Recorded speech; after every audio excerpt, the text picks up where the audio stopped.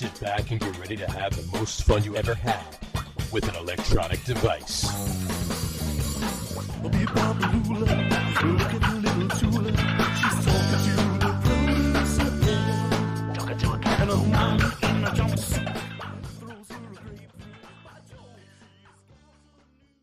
All right, everybody, welcome out to the Get On With It Sports Show. It is Wednesday, March the 29th, 2023. Jersey Johnny coming at you with me, as always, is none other than Mr. RadioPete and Mr. Harry Lug Nutz. Say hello, gentlemen.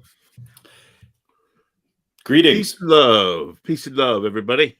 Peace and love. Greetings and salutations, as they say. Cool.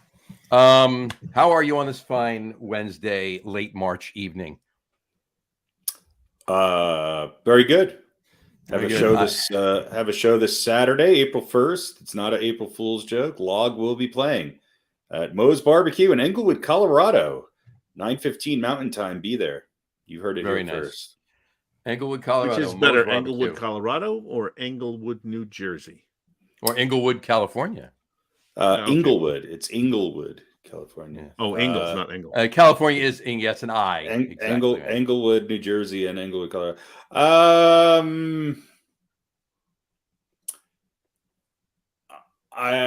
Because Englewood, New Jersey does not border Denver, Colorado, I would say that Englewood, Colorado is better, right? But there's probably a lot of similarities. Yeah, Englewood, New Jersey is close to bordering Manhattan, though. So, I mean, if you look at no, it's not. It's close to bordering Morristown. No, it's not. No, I mean, it's close to yeah, no. Right. No, it's in I know it's in the middle of suburbia. I know, but yeah, I guess you could say there are decent similarities between the two. You would know better than me, but they're spelled this. That's the first similarity, right? Exactly. Well, I don't think I've ever been to either one, but I'd probably pick Colorado. Yeah. The venue is exactly 6 blocks south of the Denver Englewood border, and you don't realize you're in a different town, city. It's just one big metropolis, south-north corridor that has transitions from hipsters to homeless. You know. So. Oh, the plan is we're coming out there in the end of September, so maybe we get Pete to go with us, and we'll do a live show, the three of us together. Although I don't know, will the universe implode if the three of us are in the same room at the same time? It'd have to be a fairly good sized room, I would imagine. Or maybe we could get like 3 motel rooms all in a row. And then we'll each have our own room, but we'll be right next to each other. We'll be right next to each other. There you go. We can do that. I think. I don't know. I don't know how that would work. We'll sit around a round table and just have one unidirectional microphone in the middle. And somebody would have to set all that up. But yeah. Well, we're bringing Jim because Jim could set that up. Yeah, Jim, good that way. Jimmy, get on that. Bring in Jimmy, I want to see a detailed spectrogram diagram. That'd be great. I mean, I'd much rather see us do this from like, in September, do it from like the World Series. It wouldn't be the World Series yet, but maybe, the Major League playoff location or something. That wouldn't be a bad idea, actually. So you think Colorado will make it? Well, then not Colorado. No, absolutely not. That's why I'm saying, Right. Yeah. So, all right. Well, then you'll have to come to New York, Harry. So you'll have to do it that way. Yeah. I mean, because that's your best bet city-wise. You get your most bang for the buck with the possibility of entering the playoffs this late September in New York, right? I mean, maybe Los Angeles. Well, you think the Dodgers and the Angels are going to combine to give you as San Diego. I'm including San Diego as a right, very short trip away.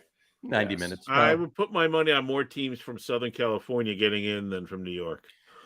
Very true. So not to say no teams from New York will get in, but there's only 2. Yeah, I know, and one of them is the Mets. So one of them is the mess. Did you say? They got it. They got in last year. This is true. Yeah, I'm gonna for how many games? 3 brief period of time. 3 big games. 3 big games. I'm gonna have a beer here. I was actually out in Pottsville, Pennsylvania this past Saturday. I'm sorry. At the beautiful oldest brewery in the United States. Is that the name of it? That's Yingling. I'm drinking. Yes, me, Mr. Craft Beer Guy, is drinking a Yingling premium beer. Yingling has updated their logo a little bit. It now looks like one of those weird, hard. I don't know what seltzer drinks. I know. It looks Nordic to me. And I'm drinking out of a Yingling glass with the. We're dogs playing at war with China, John. Yingling is a German beer. Yeah, it's a German name too. Still, it's made in China. No, it's made in Pennsylvania. Like everything else. Pennsylvania is just packaging. Is that what it is? Right. I don't think so. They ship it over the hull of the boats, and then they dump it into the cans there in Pennsylvania. There's a big underground hose. Right. From the Port of New York into Pottersville, Pennsylvania. Just a big underground hose that runs from China underground to Pottsville, Pennsylvania. Goes straight through the earth from China to Pennsylvania. Where is Pottsville? Is it closer to my Pittsburgh? geography is wrong. Pottsville is about 45 minutes or so west-northwest of Allentown. So it's a little more north. Allentown is closer to Philly, correct? Allentown's right near New Jersey. Allentown's it's about an hour out of New Jersey. So once you get into Pennsylvania on Route 78, northern, like not northernmost Jersey, like Route 80 goes over through the Delaware Water Gap, then 78, right? Route 78. It's a little bit south. It's like through Hunterdon and County. Okay. You do realize that the big baseball show, folks, here on the Get On. It's a geography show. So there you go. That's right. Garden State Parkway. Yeah. Well, he asked, right? It's Route 78. Like if you go west on Route 78. All right. I get it. So what's the closest large city? What is the closest large city? Closest large Philadelphia, right? Yeah. So it's like about an hour and a half northwest. So it's closer to Philly than it is to Pittsburgh. Yes. There you go. Yes, correct. There you go. Well, there you have it. Actually, it's the claim to fame. Right. And there's a sign outside that says, Welcome to what is it? Welcome to Pottsville, Pennsylvania. We're closer to Philly. Welcome to Pottsville, Pennsylvania. Closer to Philly than we are to Pittsburgh. Yeah. Right. Exactly. Yeah. They're right by Bethlehem. Right, not too far from Bethlehem either. So anyway. All right. Now that we're off to a blazing start. Exciting start. There we go. All right. Place of Jesus, Pennsylvania. Right. Well, oddly enough, there's also a Nazareth, Pennsylvania, not too far away too. So that's why their city slogan is closer to Philly than Pittsburgh, because Jesus was born right over there. So closer to heaven than Philly. There you go. There you have at it. All right. All right. Well, tomorrow is opening day of baseball. So hope springs eternal. Opening day tomorrow. Yes. Come on. And where does that opening day happen? That opening day is happening for the first time since 1968. Every Major League Baseball team will play their first games of the season on the same day. How's that for a in the same stadium? That is at the same time. They're all one big game. It's just... They're really trying to cut down on the globally on the amount of time each game. They want to get. They want to have less. Just one big box score. Mm-hmm. That's right. Of course, the stadium is in Vancouver, so so it kind of defeats the purpose. Purpose. Still, yeah. Well, that's the way it should be. Yeah, absolutely. I never the one team has a couple games and then there's a couple days off. Yeah, there's a couple. Well, yeah, what they did was there was the teams had a game on. Some teams open on Thursday. Some teams open on Friday. The ones that open on Thursday didn't play on Friday. The ones that open on Friday didn't play Thursday. And then everybody played a Saturday, Sunday game. Yeah, now, season starts. Everybody's boom right through the weekend. Let's play. Done. Now, is that a makeup for all the other screwy, weird rule changes that they're putting? I don't think better so. do something to make people, harken back to the old days as well. Rob Manfred is lost his mind. All right. Was he in Manfred Mann's Earth Band? I believe he was kicked out of Manfred Mann's band. And he's been pissed off and looking for a way to take his revenge, and I was taking it out on baseball. So anyway, a lot of new rules for 2023, the pitch clock. Right. Yep. We talked about this before. The pitch clock is, so pitchers have 2.3 seconds to throw the ball. Yeah. I think it's 15 seconds. I think 20 seconds, 15 seconds. Okay. The bases. Yeah. Pull that up. Right, here we go. 30-second timer between batters and a time limit between pitches. After receiving the ball from the catcher or umpire, pitchers are required to begin their motion within 15 seconds. 15 seconds. If the base is empty, or within 20 seconons with the runners on base. Mm-hmm. If they don't, it's an automatic ball. I thought there was a new rule that their bases were always loaded this year. Ghost runners on all 3 bases from the beginning of the game. And then hitters have to be in the batter's box and ready for the pitch by the time that clock reaches 8 seconds, or they get an automatic strike. And Rob Manfred comes down to the field and bitch slaps you. Yeah. Right. Now, look, this has apparently speeded up the games by about 20 minutes, 25 minutes.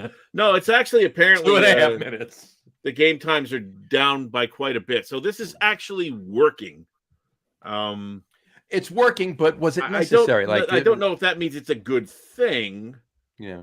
Okay, it's doing what it was meant to do. But, I mean, the whole thing, the way I read it and the way I take it is that Rob Manfred's going after an audience by speeding the games up that I really don't think he's going to get if the games were 5 minutes long.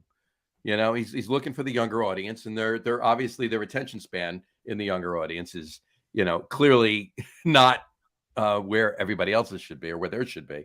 And the younger audience's attention span is very short. Sorry, what? I wasn't what? How many seconds? We're the younger audience. Oh, you're the younger audience. We want guys that are under 60. Right. Anybody under 60, exactly. They doze off, and we gotta not far under 60. I mean, that brings up all of this is to speed up the game and to increase scoring. Right. They've made the bases bigger. You can only have, I think it's 2 pickoff attempts now.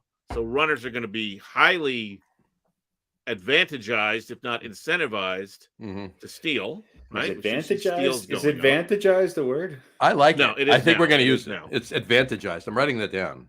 Advantagized. That's like snacktacular. Yeah. So they're speaking of snacktacular. This is the answer now is more offense. We want more runs scored, and we want players to be able to do it without just hitting the home run, a walk and a home run. We want a base hit, or we want the walk, or we want a stolen base, and then we want a single, and blah blah blah. So all this just to drive up scoring. Ghost runners in the extra innings. Are they still doing the double headers or 7 innings each? Is that staying in place? No, the ghost runners are gone. The 7 inning games are double headers are gone. That's all done. No, the ghost runners are still here. They are? Yeah. I thought they were getting rid of that after last year. No, permanently implementing. Every half inning after the ninth begins with a runner on second base. Does anybody watch a full baseball game? I mean, don't you think that a lot of the viewership of baseball is? I understand if you're at the game, that's one thing, and it is kind of nice if it's sped up a little bit while you're there. But is anybody actually watching full baseball games? This so-called younger audience that they're trying to get. They're not watching baseball games at all. They're playing World of Warcraft, or they're on their cell phones watching YouTube and TikTok. They don't care. Well, that's what I mean. I think people watch clips. People follow their individual players. People watch their fantasy leagues, which I'm all for. I think that's great. So this idea of speeding it up, is it really to help viewership, or is it just to? Well, look, who knows? The average time last year, 3 hours and 6 minutes. Right. So it has gotten longer. By the way, baseball has gotten all-time high. All-time high in 2021 was 3 hours 11 minutes. Mm-hmm. Right. So then last season down to 3 hours 6 minutes. So let's say you take 20, maybe 25 minutes off that by speeding things up, right? I like it. Which I think is going to be somewhat counteracted by if you have more runners on base. If you've got guys on base, if these guys are advantagized and incentivized to do something other than hit a home run, well, then it's going to take longer to score a run, right? It takes longer for a guy to get a single and to steal and then to be driven in than it does for a second guy to get up and hit a home run. But anyway, I hear what you're saying. 20 or 25 minutes off. Where is it? Like, how do they decide? Yeah, these kids after 2 hours and 36, 38 minutes, they're tuned out. So we got to try and get it down close to 2.5. Why is that the magic number that they think suddenly people are going to stay? If it's about revenue, then what is the one broadcast? What is the one thing that goes up if the game is longer? Advertising. You get more advertising time. Yeah, right. That's what I'm saying. You're short. So are they going to just charge? You're forcing local affiliates to probably raise ad rates. You're forcing national, games to have higher ad rates, which maybe that was the point. I don't know. I think bringing the game time down is okay, and a pitch count, okay. I'll tell you, as somebody, I don't think it's a terrible idea, right? But I think their reasoning, is flawed. I disagree that it's gonna make more walks and singles. That's not gonna happen. No. That's got to be a complete shift in how as somebody that goes to a number of games every year. All right, I actually would prefer. I mean, it's a day out as far as I'm concerned. I'm going to a baseball game. I'm not squeezing in a baseball game in 2 hours between meetings. Yeah, you're like, I got 2.5 hours to enjoy this game, and then I got to go to Right. Exactly. If I'm going to a baseball game, that's my day. I'm going early. That's a half hour less of food and concession sales. It's a half hour less of merchandise from a revenue standpoint for TV revenue, ad revenue in the stadium. It makes zero sense to shorten the game. Now, however, the only trade-off in that respect is if you've got more eyes on the product, because more people watching, that's when revenue rates go up. But I find it hard to believe that is going to equal the loss of broadcast time as far as those revenue dollars go. You're gonna, how many tens or hundreds of thousands of more eyes watching a game are you going to have on the game just to break even? Right. Then just you're losing potentially 3, 4. Every half inning there's a commercial break. Right. You're losing. So and then you've got I don't know. Well, if you look at it like that, maybe that's the thought process. If you look at it like that, though, hold on. If you look at it like that, then maybe the ads are about the same. It's just what comes between the ads is shorter. Exactly. If you look at it like that, there's still going to be the same amount of breaks. So the ad revenue is not going away. It's the same. It's the same ad revenue. It's just a shorter product in between commercial breaks. Yeah. But still, in the stadium, though, it's less money for the concessions. It's less money there. Unless they did a study in that 90% of the concession sales happen within the first hour and a half of the game anyway. So they're still going to be there for an hour and a half. So what's the difference? Right. Like how much? Right. How many people are getting a hot dog in the ninth inning? Right. So I guess you could look at it that way. But either way, it's a pain in the ass. But I'm not opposed to speeding the game up. I just don't see how it brings in viewers. Right. Now there's bigger bases, right? We said that. Bigger bases, easier to steal, so more scoring. Right. There's another one. I'm gonna put this picture up too. Did you know that this is actually happening too? ESPN reported this the other day. I pulled this down. I'll throw this graphic up and I'll read it. Here we go. New standards will be enforced for bat boys and bat girls whose ability to quickly retrieve equipment will help efforts to speed up the game, according to the memo. The league will evaluate the performances of bat boys and bat girls and could ask teams to replace them if they're considered substandard. Well, I would like to see the numbers on that. What are the requirements and how are they judged and how are they measured? Is there a guy with a stopwatch?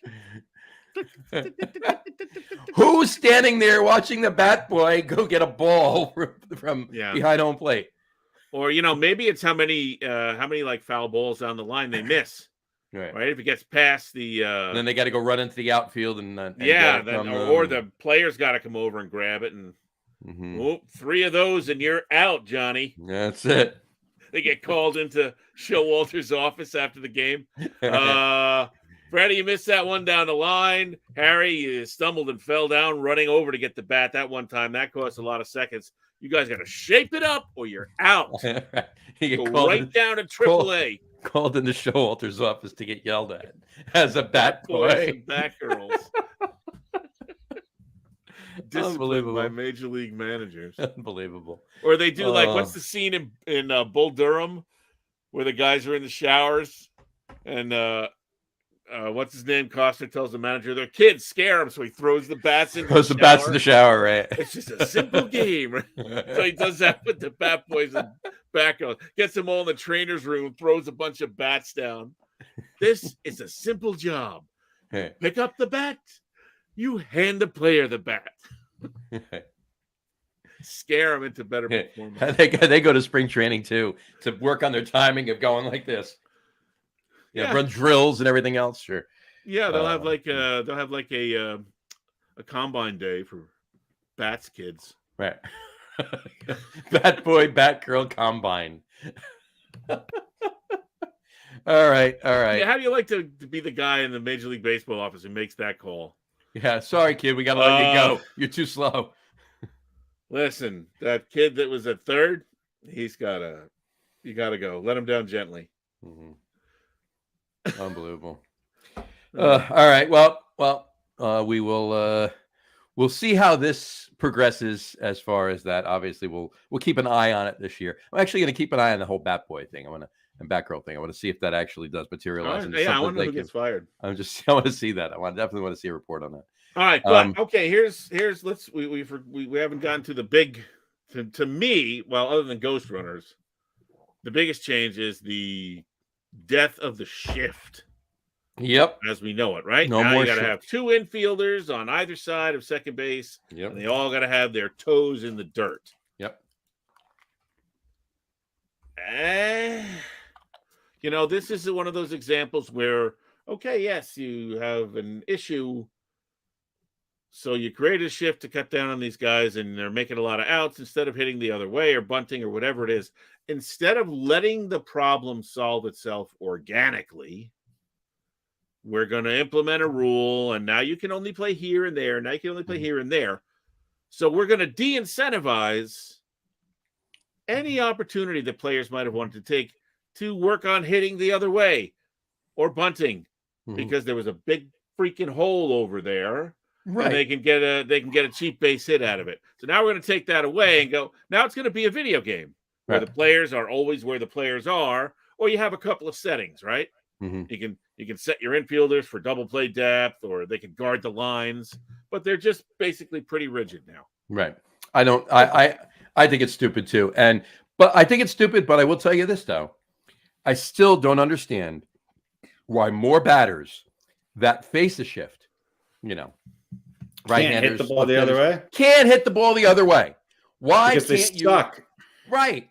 You're making millions of fucking dollars to hit the ball. You can't bunt the opposite way of the shift. You can't hit a ball down the line the opposite way of the shift. Rod Carew would have hit 525 if the shift was in. Unbelievable. These guys can't do that. Yeah. Now here's the thing. Now I'm not going to really try and defend the Major League Baseball players, but yes, these are the best players in the world. They're also facing the best pitchers in the world. If you haven't had to do that, and we are of a generation now, and I think the game has changed. The game has changed. The game has changed. It's about if you haven't had to do that, if you've come up from high school or from college or through the minors, never really doing that, well, it's kind of hard to it is a skill, and it might be a little bit more difficult to just start doing it at a major league level if it's not something you're familiar with doing. Now, having said that, everybody should be learning how to do that. You can definitely learn how to do it, but you're right. There's a real resistance on the part of the players, which is baffling to me. But if you're an opposite field hitter, if you're an opposite field hitter, they shift to the opposite field. If you're a pull hitter, they shift. Look, I think you're going to see batting averages go up this year because of this. Of course, because I do think that some of the hitters who can hit to the opposite field are now going to have an advantage, and so I'm all right with it. Seeing 12 guys on one side of the infield, one side of the field, is just I don't know. It seems to me it just kind of takes strategy out of the game. You might not like the strategy, but I don't think you should outlaw it because it's unpopular. Rob Manfred's a little bit taking a lot of strategy out of the game. So getting back to your earlier point, I think what this will do is it'll allow small ball. I don't mean small ball as kind of nickel and dimes. I just mean my complaint about baseball is that it's not as exciting anymore because the 310, 325 hitter who can lace a double down the right field line as a righty, it doesn't happen anymore. It's an all or nothing sport. Yeah, right. Well, that's much hitting for contact. That's exactly where I was going to go. My whole point that I was going to say was, and I totally understand what you're saying, Pete. To your point, though, if you're serious about your craft, coming up through rec baseball, high school baseball, college baseball, you should have minors, pros. If you're serious about your craft, you should know where you can hit the ball the whole time, whether there's a shift on or not. That's regardless of who's playing, where they're playing. You should be able to say, I need to hit this ball up the right field line. Boom, I'm hitting it up the right field. I need to pull this ball up the left field line. I'm going to hit it there. You should know, you should be able to have the talent or the tools and have learned how to control where you're hitting the ball. So, right. But, if you can jack it out of the yard 30 times or 35 times, right, then no one cares whether you can hit to the opposite field. People were jacking it out. People were hitting it out of the park 30 or 35 times and also hitting twice as many doubles and singles and triples back in the day. Fairly certain people that have the home run records knew how to hit the ball. Is pitching that much better? No, it's not. The best hitters could hit a double off Nolan Ryan occasionally. Right, but my point is they were asked to, and they were expected to all along. Well, these players, I don't think they're expected to work on that as much because they can hit it out. The home run has become overvalued. Right, and baseball's become more international with a way higher percentage of Latin Americans, and that skill set has diminished there as well. So it's diminishing everywhere. It's not everybody. It's diminishing. But you know what? I think what you're saying about batting average, I think they'll go up for a number of reasons. One of which is it's 3 inches shorter to first base. How many bang bang plays do we see at first where we watch the super slow-mo replay 3 or 4 or 5 times and we go, well, those are all going to be safe not all, now. But a lot of those are going to go to the runner, right? Look at it this way. Almost every single one of the bang bang plays are going to be safe. They're going to be safe because bang bang means they're an inch away, 2 inches away. Well, now they're on the base at that point. So right, and think about the stolen bases. It's 4.5 inches closer. Mm-hmm. Now home plate's the same size, right? Yeah, home plate's the same size, I think. But it's 4.5 inches closer between first and second. Home plate is 6 feet wide. You actually stand on home plate while you're batting. Home plate is a sheet of plywood. Right. If you step off of home plate, it's 8 feet out. By 4 feet. Part of me is just like, why do we have to continually mess with this shit? Just leave it alone. Because Rob Manfred has absolutely nothing better to do than to screw around with everything every day, every year. Well, because he needs to be replaced. They're watching viewership decline. And they're watching football get bigger, and they're watching other sports like rugby and UFC. There's a lot of baseball, competition for your viewers' eyes, and they're seeing their viewership decline and their popularity decline. Now, I have a question. Drastic falling off a cliff? I don't think so, but you can't wait until that happens. They feel like baseball has the most games of any sport. Is viewership in the baseball playoffs less than the NBA playoffs? Right. No, I don't viewership. Think so. I don't think so either. The NFL is always going to have the highest per game viewership because there's 17 games and 4 playoff games. And so which one of all of the sports of every sport, and throw rugby in there? I don't know about rugby, but throw UFC in there. Throw all of that in there. Well, UFC again there's typically 30 big events a year, and they're pay-per-view. Right, but here's my point. My point is, which one of those sports is the oldest? Baseball. Right. Okay. Is baseball number 1 anymore? And pretty close. Yeah. Is baseball number 1 anymore? No. Football's number 1 and never will. Look at it. Football's number 1. I don't think baseball's number 2. Baseball's number 2. Sure. Okay, but it's not number 1 anymore. It hasn't been number one forever. It hasn't been number one in years, and it's never going to be number one again. And they need to get over the fact that but it still doesn't enjoy the same popularity it used to. Now, I'm not saying what they're doing is right or that I agree with all of it or much of it, but they're making these moves, however poor they are. You know how you get more viewership? I'll tell you how you get more viewership. When I go to watch a football game, I turn on the television and CBS, ABC, Fox, or whatever the fucking other one is that's a major one, I find the football game. Except on Thursday nights now, when you got to go to, I don't know, you got to have an Apple Plus or Apple TV or Amazon fucking shit. Basketball, you're trying to find basketball games. It's just like, all right, most of the time, the NBA playoffs, at least baseball. There's never baseball on a major network. There's never primetime baseball until the playoffs. Have some primetime baseball. Why do you think that is? Because they don't want to pay for because they don't want to pay for the ad rates. That's why it doesn't draw the audience that it used to. I think one hand washes the other though, Pete. I think there's less of an audience for it because there's less opportunities to easily find it. Now, look, I understand that anybody under the age of 25 doesn't know what CBS, ABC, or Fox is. They don't give a shit because they're watching it on their phone or their whatever. I don't know, the chip that's implanted in their ass.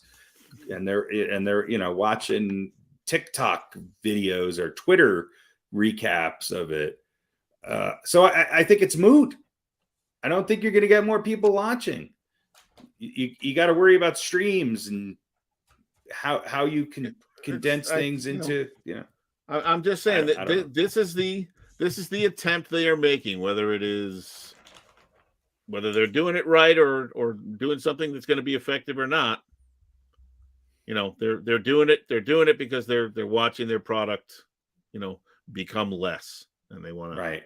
But I don't think you have very smart people doing it though, because a lot of this is just it seems ridiculous to me. But you know what? We're going to find out, right? And we got bigger. Maybe in a couple of years, bigger bases. Maybe in 5 years, we'll baseball will have something of a resurgence. Maybe they can make the bases really nice and soft, and guys can if they steal second, they get like a nap or something. Right. Or they get to slide it to second, and if they're safe, they get to pull out their phones and go on TikTok for 5 minutes before they stand up and they get to pop. They get to pop their shirt and show their whatever their religious medallion of the day is to their fans, and then we resume play. Well, maybe they could flip the base like they did with the bat. That's right. There you go. Slide in maybe under the base is a QR code, and everybody can scan it and you get a free fucking delivery. Get a free taco. You get a free hour on Pete's OnlyFans. Yeah. The three things Americans love: NASCAR, porn, and shitty food. Pick one of those three things, and there you go. I love it. We figured it out. We just figured it out. We just figured it out here. Let's really ruin the American. Us. Yeah, that's it. By the way, how many? Do you remember how many? Was it? There were Yankee games on Apple TV last year. I think it was 7 or 8, something like that. Yeah. So, just a little aside about that. That was free last year if you had Apple TV. Mm-hmm. If you had Apple TV. Well, if you have an iPhone, you have Apple TV. You have an iPhone. There you go. You have an iPhone, and you have an iPhone. You obviously have your Apple ID. You just put that. You download Apple TV, and you put your Apple ID in, and you have Apple TV. Apple TV, but it's not free. But no, Apple TV is free. Apple TV Plus is not. But my point is, the Yankee games on Apple TV Plus were free last year. Right. This year, I think there's a few more of them. I don't remember the number, but it's now $7 a month if you'd like to watch the Yankees. Yeah, suck my ass. Everybody that has Apple TV Plus is going to watch. That's Yankee fan, right? Or the fan of the team they're playing. Nobody else is paying $7 a month to watch those 12 games. I would if I could just turn my fucking television on and watch it like an old fucking man should and not have to turn on my phone or a fucking app or anything else. I want television. I want baseball on television. Well, it is. Fuck it's your a very apps. small television. Oh, no. By the way, John, you'll, I think, appreciate this quite a bit. I think they shit-canned every single one of the announcers they had on there last year. Oh. They're all, I think the whole crew is new. Oh, it was a separate announcing crew for the Apple TV? Oh, absolutely. And they were horrible. Yeah, there was chicks doing the play-by-play. Oh, it was a big story, right? Look, and look, I don't care about women doing play-by-play. That's fine, but it was women. I think they called them women. But here's my point. Those announcers on Apple TV were so horrible, I would have rather watched it with the sound off. Well, they're all gone now, so they were so bad. They would have made so much more money if the three of us were announcing every single one of the Apple games last year. Right, I'm not even kidding. We wouldn't even talk about the game. Right. We'd be talking about pickleball. And we'd be like, oh yeah, there's a double, by the way. Right. It'd be the fourth inning, and I'd still be trying to find out where Moorhead Brewery is. We'd be there you go. Phil Rizzuto was really starting to lose it. That's what we would be like all the time. Just like by the way, channeling your inner Rizzuto. 3-2 pitch strike. It's the fourth inning, by the way. The Yankees are down 4-3. Frankie Montas already out of the game. So let's talk about these larger bases. Okay. So $7 a month to watch the Yankee games on Apple TV Plus with a whole new announcing crew. So there you go. Look, there's a lot of good announcers out there that obviously aren't announcing on Fox and NBC, and get them on Apple. Yeah. I just honestly think that they went in the Apple TV offices and said, okay, you, and you're announcing the game Friday night. You, and you're announcing the game Saturday night. Yeah. I'm not even kidding. I think that's how they picked who they were doing. Like imagine the cuts, the cut line, like in the lunchroom. Where they have all the announcements. I think there were like 3 different crews, right? 3 different announcing crews. And they're they line them all up and they go, okay, Jody, Tom, Evan, and Frank step forward.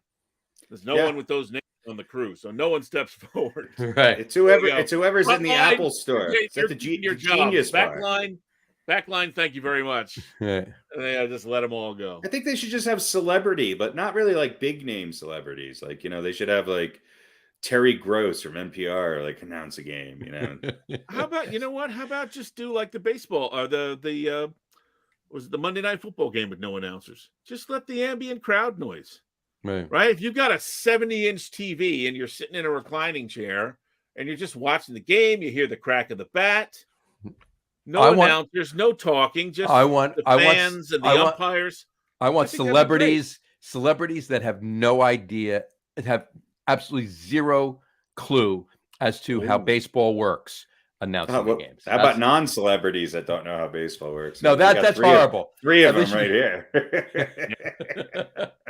Yeah, but see, that's the thing. Let me tell you something. Obviously, that's not true. But even if it were, we know we run circles around what they had last year. So even if we were joking, Apple, I'm available. Apple, we are available. I don't know. We will work relatively cheap. We will send you. I will never watch myself if I do get the gig, but I'm available. Yeah, and if you're looking for guys that don't know anything about sports, we will send you the first 7, 8, 9, 10 minutes of every one of our podcasts as pure evidence. As evidence that we do not know anything. We do not know. Right. There you go. Yeah. All right. So Mets wise, they are opening tomorrow at 4:10 in Miami. They're away. They're not opening at home. They're opening away. Max Scherzer's on the mound for the Mets, and their home opener will be next week at home next Thursday as well. Week from tomorrow at 1:10 in the afternoon, and tentatively Justin Verlander will be on the mound for the home opener. So there you go. That's the Mets. There you go. You can find all of the Mets home games on Hulu. You'll be able to find all of the Mets home games on Fubo TV. Fubo, yes. Not Fubo TV. Fubo TV. Plus. Fubo Plus. It's always a plus. Right, a plus. Yeah. Plus Fubo Extra Plus. If you see the plus, then you know you're paying. You're paying. Right. Whatchamacallit. So a couple other injuries. Plus stands for subscription. Exactly. Plus the plus should just be a stands little guy for click bend here over to enter in your credit card. Yeah. If you see the plus, you know you're paying. You see the plus, that should you be need the slogan. If you may already be paying, you don't even know about it. Yeah. You see the plus, you need to click on it and enter your credit card information. Take off your glasses so your retinal scan is nice and clear. Exactly. Bend over and grab your ankles. Right. Couple other injuries to more of their pitching staff, more of the relief pitching staff. Eliezer Hernandez is out with right shoulder strain for a little bit. Hopefully that'll be back. But right-hand pitcher Bryce Montez de Oca will undergo arthroscopic surgery on his elbow to remove bone fragments. He'll be out for months. So yeah, lovely. So, but a couple things with the Mets. They sent down what your opinion on this. They sent down Beatty, Alvarez, and Vientos. Brett Beatty, Francisco Alvarez, and Mark Vientos. They sent them back down to AAA.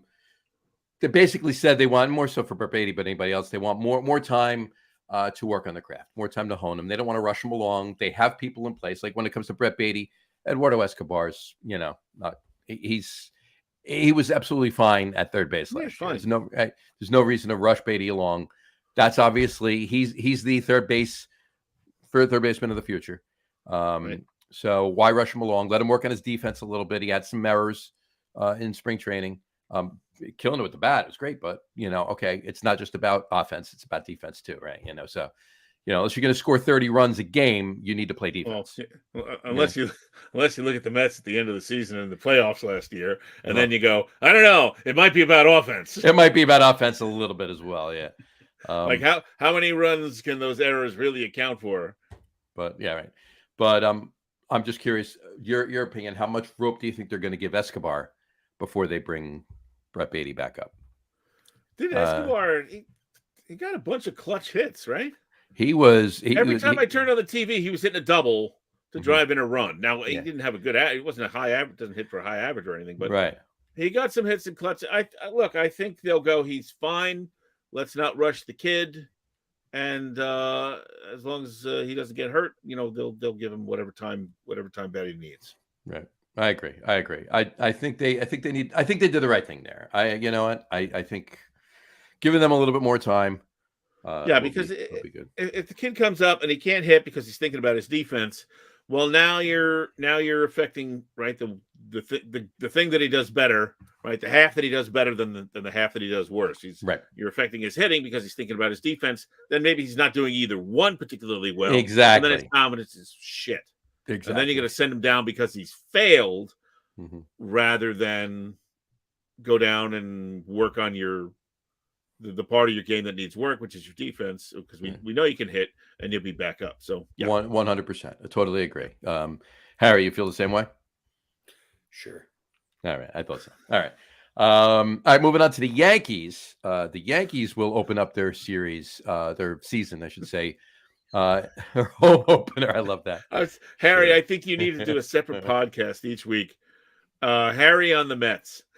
Where we have a nice theme and a banner, and you just go, yep, they're the Mets. And that's the end of the podcast. That's the whole show.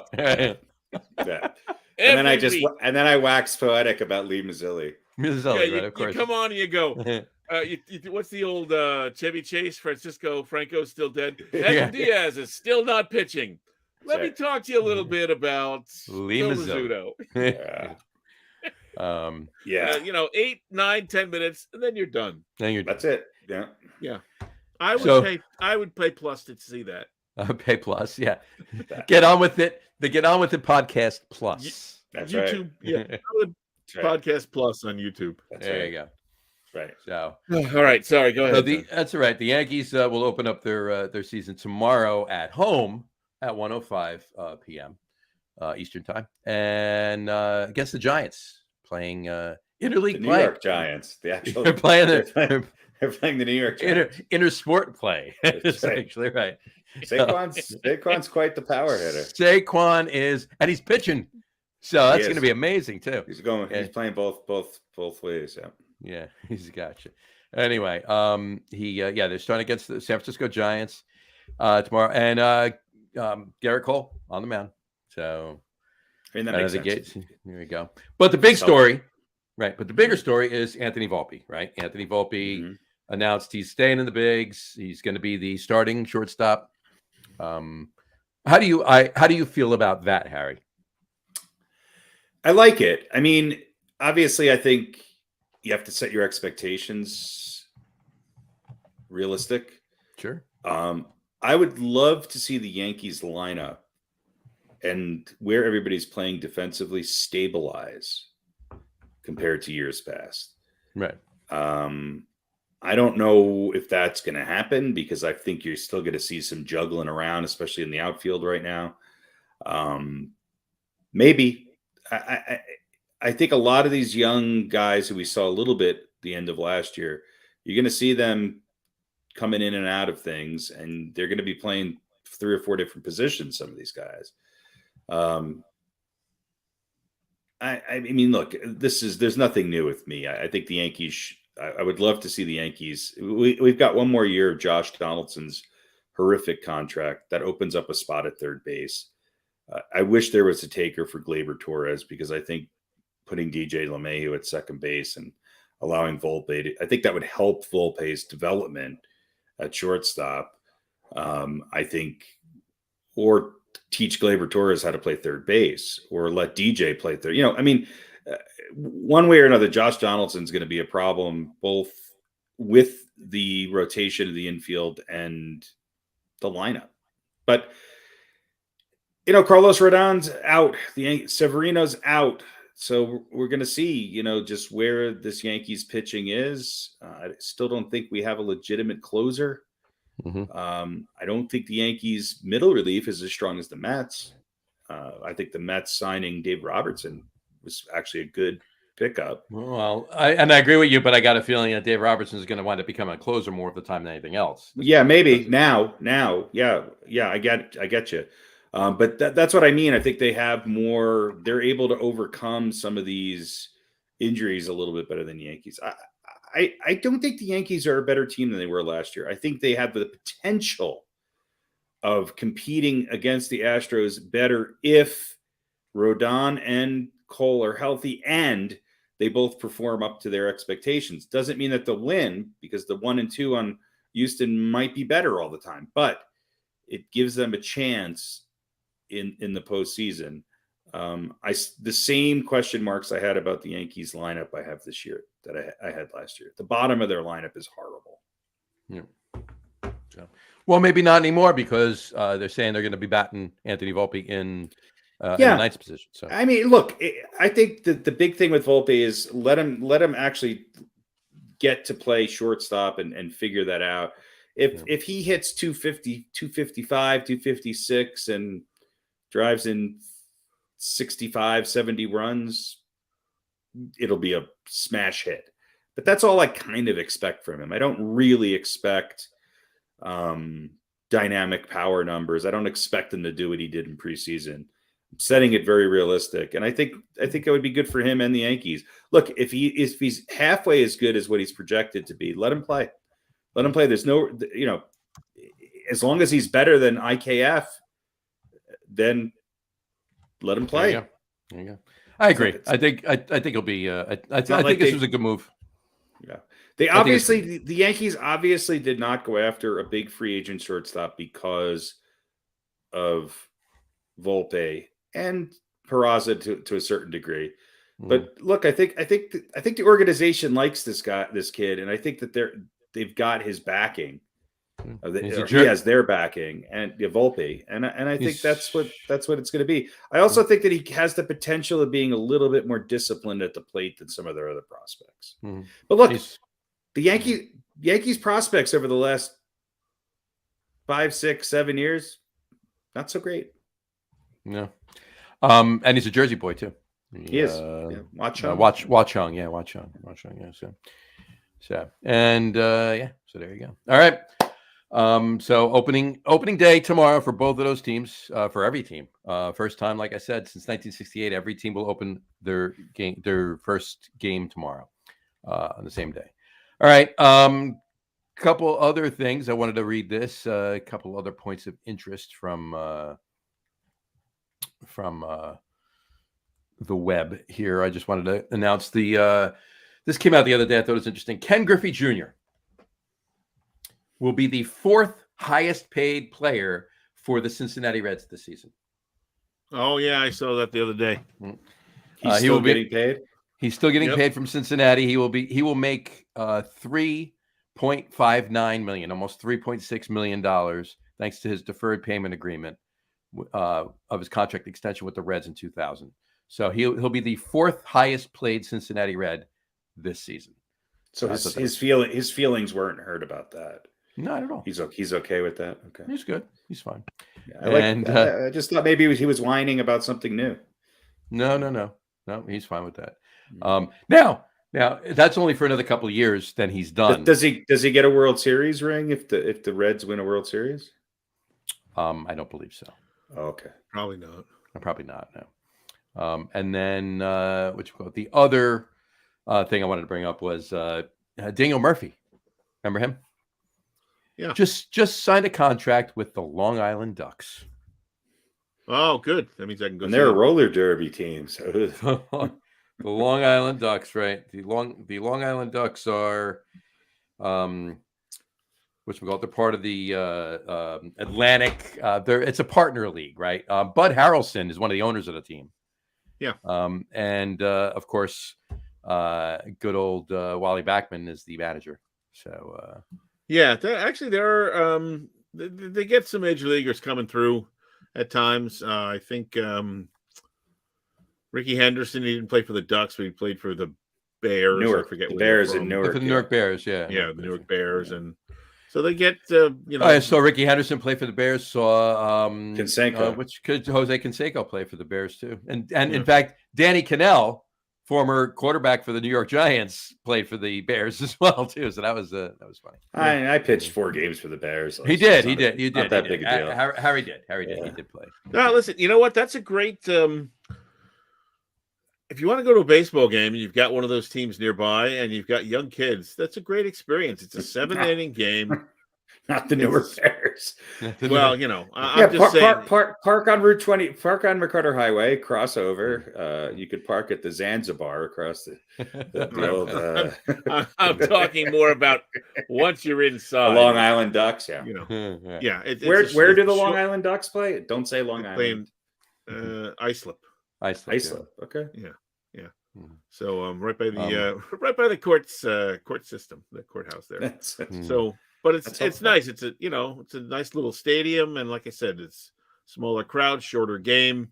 You don't have to pay $80 for parking. No, it's fun. Took the boys to a few games there. So what's the average? It's a good way to kind of Long Island Ducks game.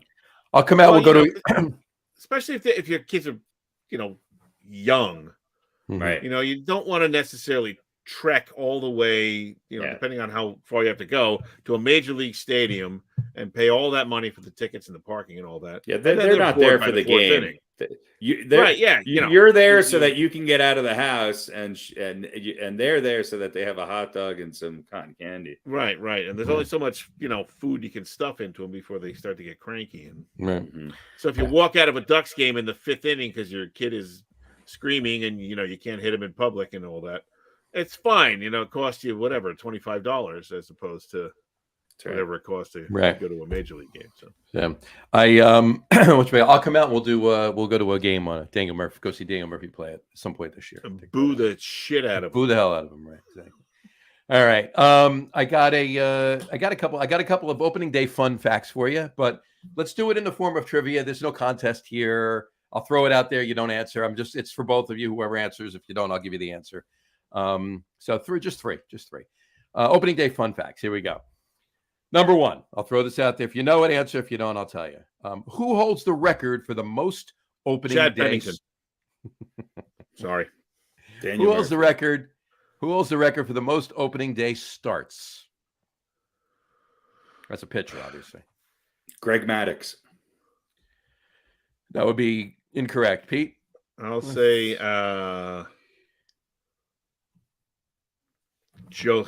Josensi Whitelegs Rocco. Josensi Whitelegs Rocco. Spider Gonzalez. Gonzalez. St. Louis Mud Hens. St. Louis Mud Hens. Before they moved to Toledo, right? Exactly. Before they moved to Toledo. You're both wrong. It would be Tom Seaver, actually. Tom Seaver. 16 opening day starts, 11 with the Mets, 3 with the Reds, 2 with the White Sox. He pitched to a 7-2 record in opening day starts. There you go. So there you go. Second place is Maddox. Third place is Rocco. Fourth, Chad Pennington. Chad Pennington, right? Rounding out the top 5 is exactly Whitey Ford. Right? Yeah. Okay. Number 2. Who holds the record for opening day starts with the most teams? Again, these are all pitchers.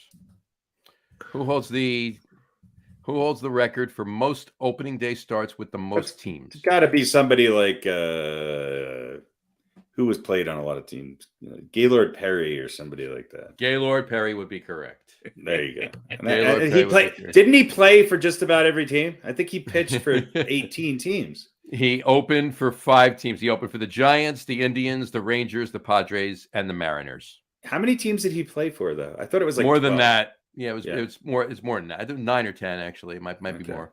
But yeah, he opened. He was an opening day starter for 5 different teams. There you go. And question 3: who is the most successful pitcher on opening day? Like most wins? Right. Most successful.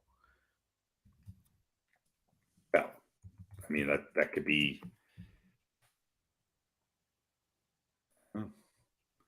Is it Tom Seaver? It's not Tom Seaver. Pete? I'll say Babe Ruth.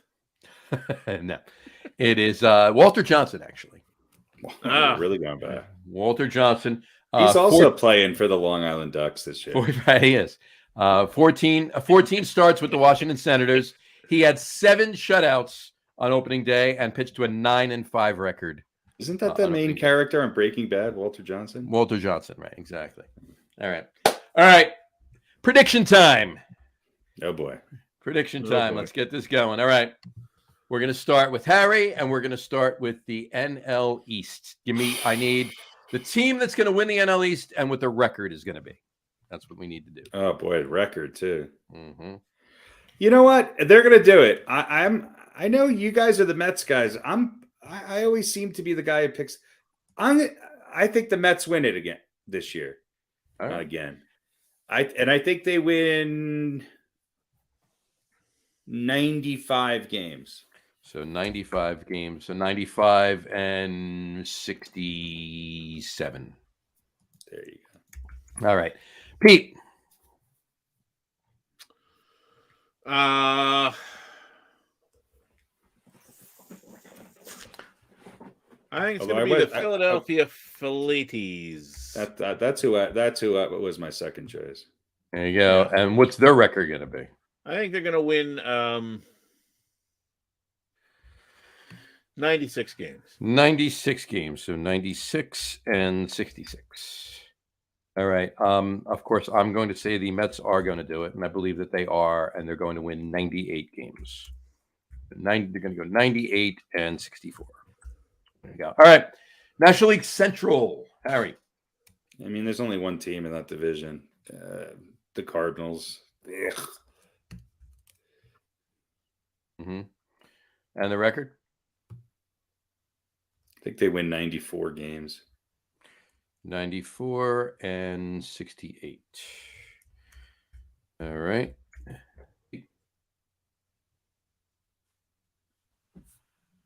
Yeah, you just can't count on the Brujas. I'll say St. Louis and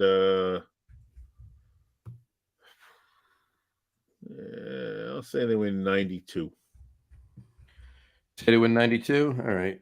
I'm saying the Cards and 95 and 67. 92. So you say 92 and 70. All right, cool. NL West. Harry. We're going to have a change this year, folks. It's going to be the San Diego Padres. Mm-hmm. Keep it classy, San Diego. There you go. Record? They are going to win 98 games. 98 and 64. Wow. There you go. All right.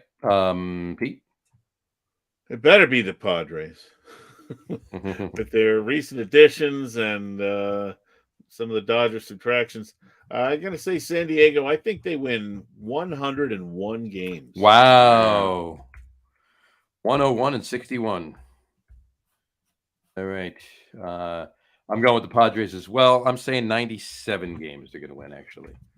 They're going to win 97, and they're going to go 97 and 65. All right. Who's winning the National League wild cards? 1, 2, and 3. Need 3 teams. Oh, Christ. You don't need to give me records for these. Just do we really have to pick the wild cards? Yeah. Whose turn is it? Mine? Yours. Yeah. Just give me all 3 in a row. You don't have to give me. You don't have to give me records for these. Just give me who's winning the wild card. So I picked the Mets. So I think it's going to be the Phillies, the Dodgers, and there's 3, right? Phillies, Dodgers, and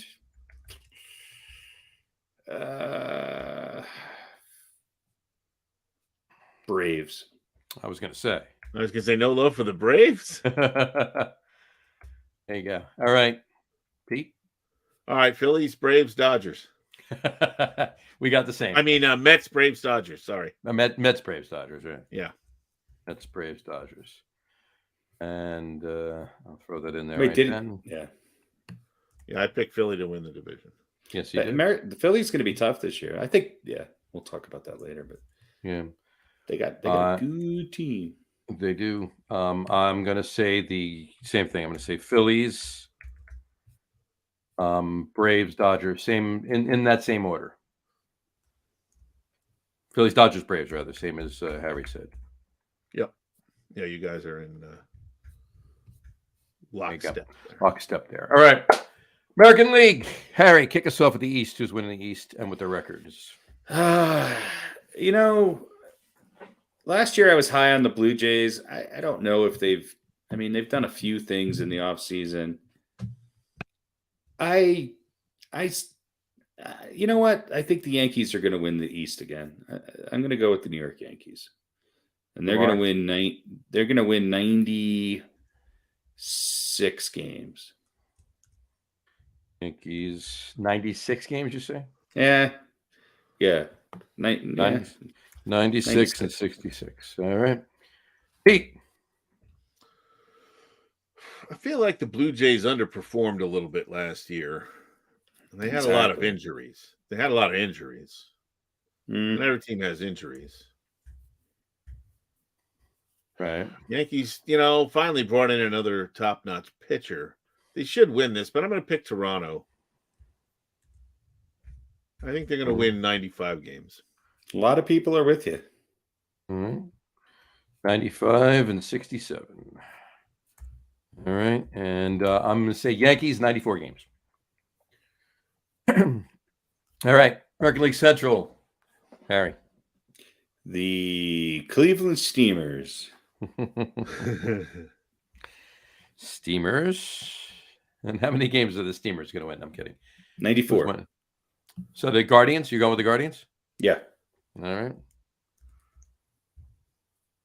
Guardians, 94 games. 94 and 68. Pete? Can anyone tell me anything that's happened in the AL Central that would indicate that anyone other than Cleveland is going to win the division? I mean, not that I've been paying attention, but did Chicago do anything? The Bears traded their first round pick for DJ Moore. Yeah. All right, so I'll have to take the Steamers. And I'll say 90. They win 90 games.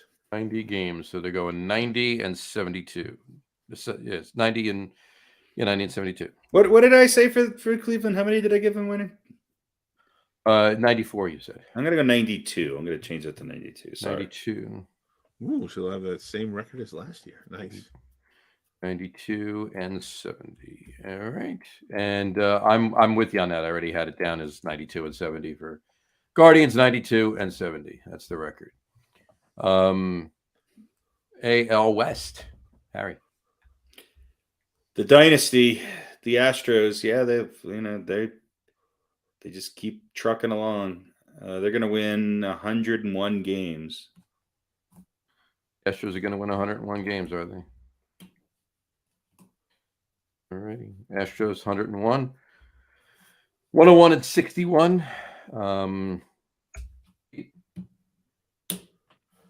Yeah. Geez. I'd like to see Seattle, but that's too much of a swing. So Houston, but I think they're going to win. I think they're going to win 99. Fair enough. They lost a pitcher, I think, who was pretty good for them last year. So there you go. I don't think they break the century mark this year. They don't. 99, you think, you say? 99 and 63, is it? 99 and 63 would be correct. 63, and I'm going with the Astros as well, but 98 and 64. 98 and 64. All right. That brings us to the American League wildcards. Harry, 3 teams, please. And I go Blue Jays, Mariners, and I want to go White Sox, but I'm not. I'm going to go Blue Jays, Mariners, and Devil Rays. Or Rays, whatever the hell they're called. Blue Jays, Mariners. Ray, J, and the M's. May. But it doesn't have to call them the Devil Rays. Exactly. All right. Pete? I'm going to take the Yankees. I like Seattle.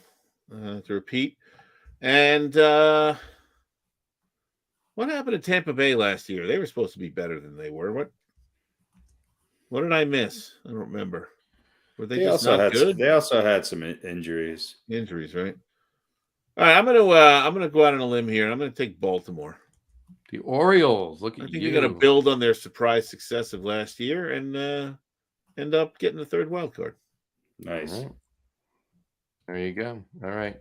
I am going to agree with both of you in different ways. I'm saying the Blue Jays, but I can't say obviously Pete. Taking Boston, Jays. Kansas City, and Oakland. Exactly. I'm going. Boston's. I think people are sleeping on Boston a little bit. Yeah, I agree. I was tempted to put them on the list, but well, if you let me finish, Blue Jays. Is my agreement with Pete, obviously, but for the and Pat, Harry for the first wild card. Mariners are definitely in there, and my third wild card team for the American League is the Red Sox. The Red Sox, yeah, Red Sox. So there you go. Blue Jays, Mariners, Red Sox.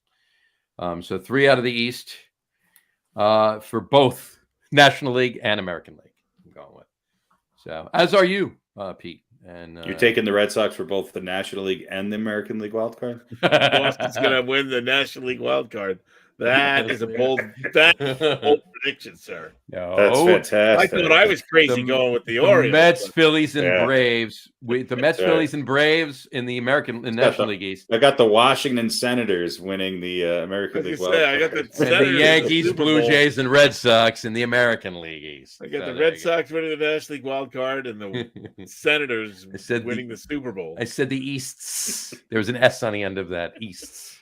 There you go. All right. Who's winning the National League Championship Series? Harry. Padres. All right. Padres are winning the National League Championship Series. Pete, who's winning National League? Yeah, I agree. I loved San Diego last year, and they brought in the Burger Man, and Tatis is going to be back, and Xander Bogaerts. Mm-hmm. Yeah, that's what I mean, Bogaerts. Oh, yeah. And Soto should be better. So, all right. Who's winning the American? By the way, I think they got Josh Bell too. They do. I'm being shit for them. I'm being a homer. The NLCS is going to be the Mets and the Padres, but the Mets are going to win. Mets are going to pull it out. It'll go 7 games, but it'll be a little revenge from last year in the. Wow, nice revenge from the wild. The Mets have the pitching. The Padres don't have the pitching yet. So, nope. I say yet. Musgrove can't pitch every game in a 7-game series. So they got Darvish. Yeah, there you go. Well, in any event, all right. American League Championship Series. Who's winning, Harry? Oh, this fucking pains me. It's going to be the Astros. Gotcha. All right. Pete? I don't know, man. I agree with Harry. It's got to be the Astros. But stranger things have happened. They're still going to be great, but there might just be enough that they stumble along the way. So, I hope so. Mm-hmm. All right.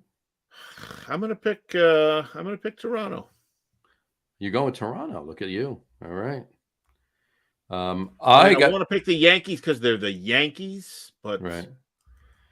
The Yankees for me are in the ALCS, but they're not winning it. Sleeper pick of the Red Sox. No, Mariners. Yeah, Mariners are getting to a World Series this year. Against the Mets, huh? Against the Mets. There you go. Ooh, the Mariners. Bi-coastal, very nice. The lowest ratings. Oh no, yeah, I mean they're going to have low ratings for the Mets. No. So, but I mean, it would be better ratings for the Yankees, yes, of course, but they still have good ratings for the Mets. But anyway, all right. So, Harry, you have the Padres and the Astros. Who's winning? Padres. All right. Actually, you have the Padres and the Astros. Who's winning? The Blue Jays. White Sox. White Sox. All right. Pete, you have the Padres and the Blue Jays. Who's winning? It's the Pods. It's the Padres' year. It's the Padres' year. And I obviously, you know who I'm saying is winning the World Series. The Mets and the Mariners. The Mets are going to win. Edwin Diaz comes back. He's back. Game 7 to close it off. He'll be back in the playoffs. He'll be back in the playoffs. So anyway, 38 pitches as they lose on a walk-off walk. There you go. Just don't celebrate. Just don't celebrate. Yeah. He should with the training staff and the rehab that he'll go through versus I had the same injury to the same leg. I think he'll be able to pitch come late October. I don't know why you guys just don't sign Aroldis Chapman. Come on. There you go. That's funny. All right. Two other predictions. Cy Youngs. Who's winning the Cy Young from each league? Harry, go first.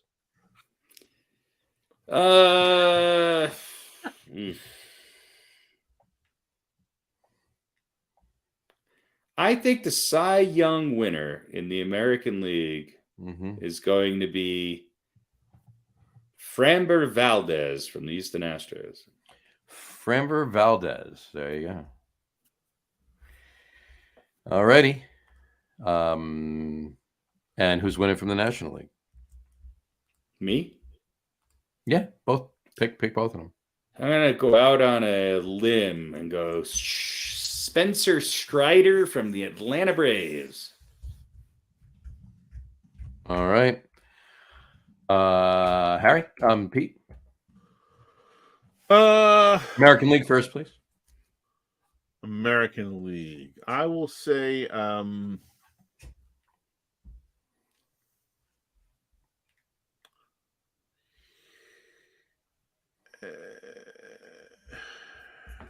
I'll say Max Scherzer. From the American League. Oh, no, American League, sorry. Yeah, so you're projecting a trade soon. Max Scherzer of the Boston Red Sox. I'll say Jacob deGrom. Jacob deGrom, look at you. All right. And I'm assuming you're going to go Max Scherzer for National League? I'll take Scherzer in the National League. Why not? All right, typing it in there. And I will be going with Christian Javier for the American League. And Justin Verlander for the National League. Wins another there you go. All right, cool. Well, there you go. Those are our predictions. Right. No MVPs? You want to do MVP? Let's do MVPs. Let's do MVPs. Jesus. All right. Who's winning the National League MVP and the American League MVP? Go ahead, Harry. Trey Turner wins the National League MVP and Shohei Ohtani wins the American League MVP. And Shohei Ohtani. All right. 8. I think Ohtani, of course. Mm-hmm. And I'm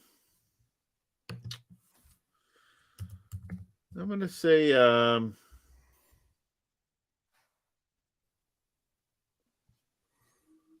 Paul Goldschmidt.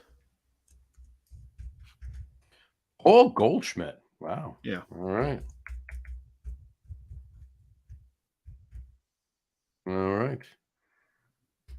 That off. And then I am going with Shohei Ohtani as well, and Juan Soto, actually. Nice. There we go. And that'll be it. All right. There we go. We will save these. These are our predictions for the 2023 season. We'll revisit these. In the beginning of October, and then again, of course, in the beginning of November. Will we? Did we revisit last year's? I don't think we ever did. We didn't because of one reason only. You didn't save them. Oh no, I saved them on a piece of paper, and still to this day I have not located them. Which is why I spent the time typing them into this sheet right here today. So, all right, there you go. All right, cool. A couple things really quick. Just some predictions. I just wanted to read you from this. SNY, the staff at SNY actually did some predictions. And I'm not going to go through everything we just did. I'm just going to give you World Series champs. Andy Martino predicted let's put it this way. There were 12 people did some predictions. All right. One of them picked the Yankees. One of them picked the Dodgers. 2 of them picked the Mets. 2 of them picked the Blue Jays. The other 6 of them picked the Padres. So overwhelmingly, Padres were the favorite amongst these. Jerry Blevins, Jim Duquette. That's bad for us. Jim Duquette picked the Padres. Jerry Blevins picked the Padres. John Harper picked the Padres. Todd Zeile picked the Mets. Danny Abriano picked the Mets. Yeah. Andy Martino, Yankees. He picked. So there you go. Anthony McCarron picked the Blue Jays. Anyway, so there were some interesting things there. Cool. Which probably means it'll be the White Sox and the Marlins. Can you imagine if that's the way the season goes? All right. We will revisit these. Keep an eye out. All right. Couple other quick, 2 other quick, interesting facts, both on the Mets really quick, and I'll make it quick. The Mets announced the other day that they're opening the K Corner as a bar in the former McFadden space at Citi Field. All right. So they're redoing it. They're reopening McFadden's, but they're calling it the K Corner. All right. I spoke with Dennis. Remember we had Dennis on a couple of years ago, the gentleman that invented the K Corner at Shea Stadium back in '84. Spoke to him, found out they never even contacted him. Not that they had to. Obviously, you can do whatever the hell they want to do, right? But he invented it. It would have been nice to, include him somehow, like in the opening ceremony, or throw his picture up or whatever. Nothing. No. So actually, free beers for life would be nice. Whatever. But I reached out to Steve Cohen, see what happens. Like everybody else does on Twitter, so he probably isn't even reading it. But I don't have his email address, but I do have his Twitter account that I can direct message him. Well, write him a letter. Write him a letter. I should write him a letter. Shea Stadium, care of Steve Cohen. Anyway, and then the other thing I want to say is new food. Pete, remember last year you and I did the Mets show and we talked about the food items at Citi Field that were new last year. Here's a handful of new items, food items at Citi Field this year. Chicken tacos by Takumi Tacos, barbecue wings by Emma's Torch, mac and cheese empanadas from Empanada Mama, pizza bagels, but not the little bite-sized ones, but actual full bagels, pizza bagels. Yeah, I know, by Pop-Up Bagels. Honey barbecue chicken on donuts. Honey barbecue by Pop-Tarts. Jack Pickle. Right? Wait, what do you mean on donuts? Like a honey barbecue chicken, a deep fried honey barbecue chicken breast on a donut, so it's a donut sandwich, right? Okay. Right. And they also have fried Oreos with vanilla dipping sauce. at Jack Pickle. I think the chili jalapeno Pop-Tarts are my favorite. There you go. Then they have a bulgogi cup by Tang Korean restaurant. That would be nice. Yeah, bulgogi cup. Bulgogi's good. I like bulgogi. Comes with the reserved bathroom stall. Bulgogi's good. Yeah. Oreo. They have what we call it, deep fried Oreos. Right. By Oreo donuts, actually, first. Any kale salads? It doesn't sound like they're going the healthy route. Not so much. Oreo donuts by Sunday Donuts. They have a cheesesteak by Chitty's Cheesesteaks. They have a sweet chili fried chicken sandwich by Sweet Chick. They have Murphy's famous chicken burger by Murphy's. Poor chickens. Never heard of them. I know. And they're not chickens, Harry. And then they have a cup, And then they have a cup. These are not made from live animals. And then they have a cup of mac and cheese. Mac and cheese with breasts grown in a hanging web.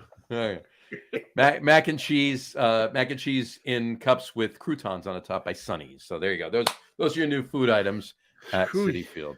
There you go. Now, can you imagine the starting pitchers from the previous 2 games? There's a 3-game homestand. The guys who pitch games 1 and 2, they're not pitching, obviously. Mm-hmm. So they're wandering out, getting some chitty cheese steaks. It's lunchtime.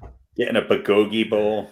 Max Scherzer and Justin Verlander. Hey, the kid's pitching. Let's go get a bulgogi bowl. I gotta try one of those chicken motherfuckers on a donut. Yeah. Let's try the Philly cheesesteak donut. That's next. Oh yeah. And then Scherzer's going, it's not real chicken.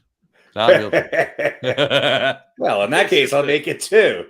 I'll have 2 then. Chicken breast. They grow. I don't eat chicken. They grow it. What did you say? A hanging what? hanging web. A hanging web. Yeah, it's like a little hammock. They just cut the ends, bag it up, and sprinkle ship it shit out. on there, and it's just magically no head or legs or anything. It's just a breast. Yeah, the breast. Maybe the Yankees maybe the Yankees can grow a third baseman in a hanging web. All right. Let's move on to a quick little bit of football. Jesus. Managers meetings this week. Just a quick couple things. Managers meetings this week in Arizona. What should we call it? This was the picture of all the coaches got together. Here's a picture of all of them. And you can see Dable over on the end there. The left side. Your left, their right side, our left. Second one in. Probably the shortest coach. But there you go. But he won shortest and baldest coach this year. He did. He definitely did. Which we call so they voted no. Just a couple things. They voted no on making roughing the quarterback a reviewable penalty. They voted no on that. The owners voted no on it. I don't know why, but they voted no. So this is the coaches' meeting, but the owners voted. Well, it's the owners' meeting. Owners and coaches meeting. It was an owners and coaches meeting. The owners were there. Owners voted. They voted no on making the roughing the quarterback call reviewable. Put that picture back up again, sure. So you can count the African Americans. Stop. Was it 2? They put a couple guys in the shadows to make it look like they were darker than they actually. Three. All right? Yeah, 3. There you go. Where's the third one? Yeah, there you go. On the end. Oh, there you go. Yeah, just like the mix of players and the American public. It's America's game. Alrighty. On that note, moving forward, they also tabled. There was a discussion on. They tabled the chicken donut. Right, exactly. If they should flex the Thursday night games because of what happened last year. Every Thursday night game sucked last year, so they decided they wanted to see if they should be able to flex. I thought they agreed to do that actually. Flex Thursday night game. No, they tabled it. They tabled it. Well, they didn't say no. Study it a little more. Right. Well, John Mara was in big opposition of it because he's like, that means you're going to give some teams several times during the year, especially reflecting in certain good teams. They're going to have short weeks often. So he was beyond opposed to that. So yeah. Oh, really? He was actually worried about player safety. Player safety. Right. Exactly. So yeah, they tabled that. And I'd rather have 19 games instead of flexing that schedule. Yeah.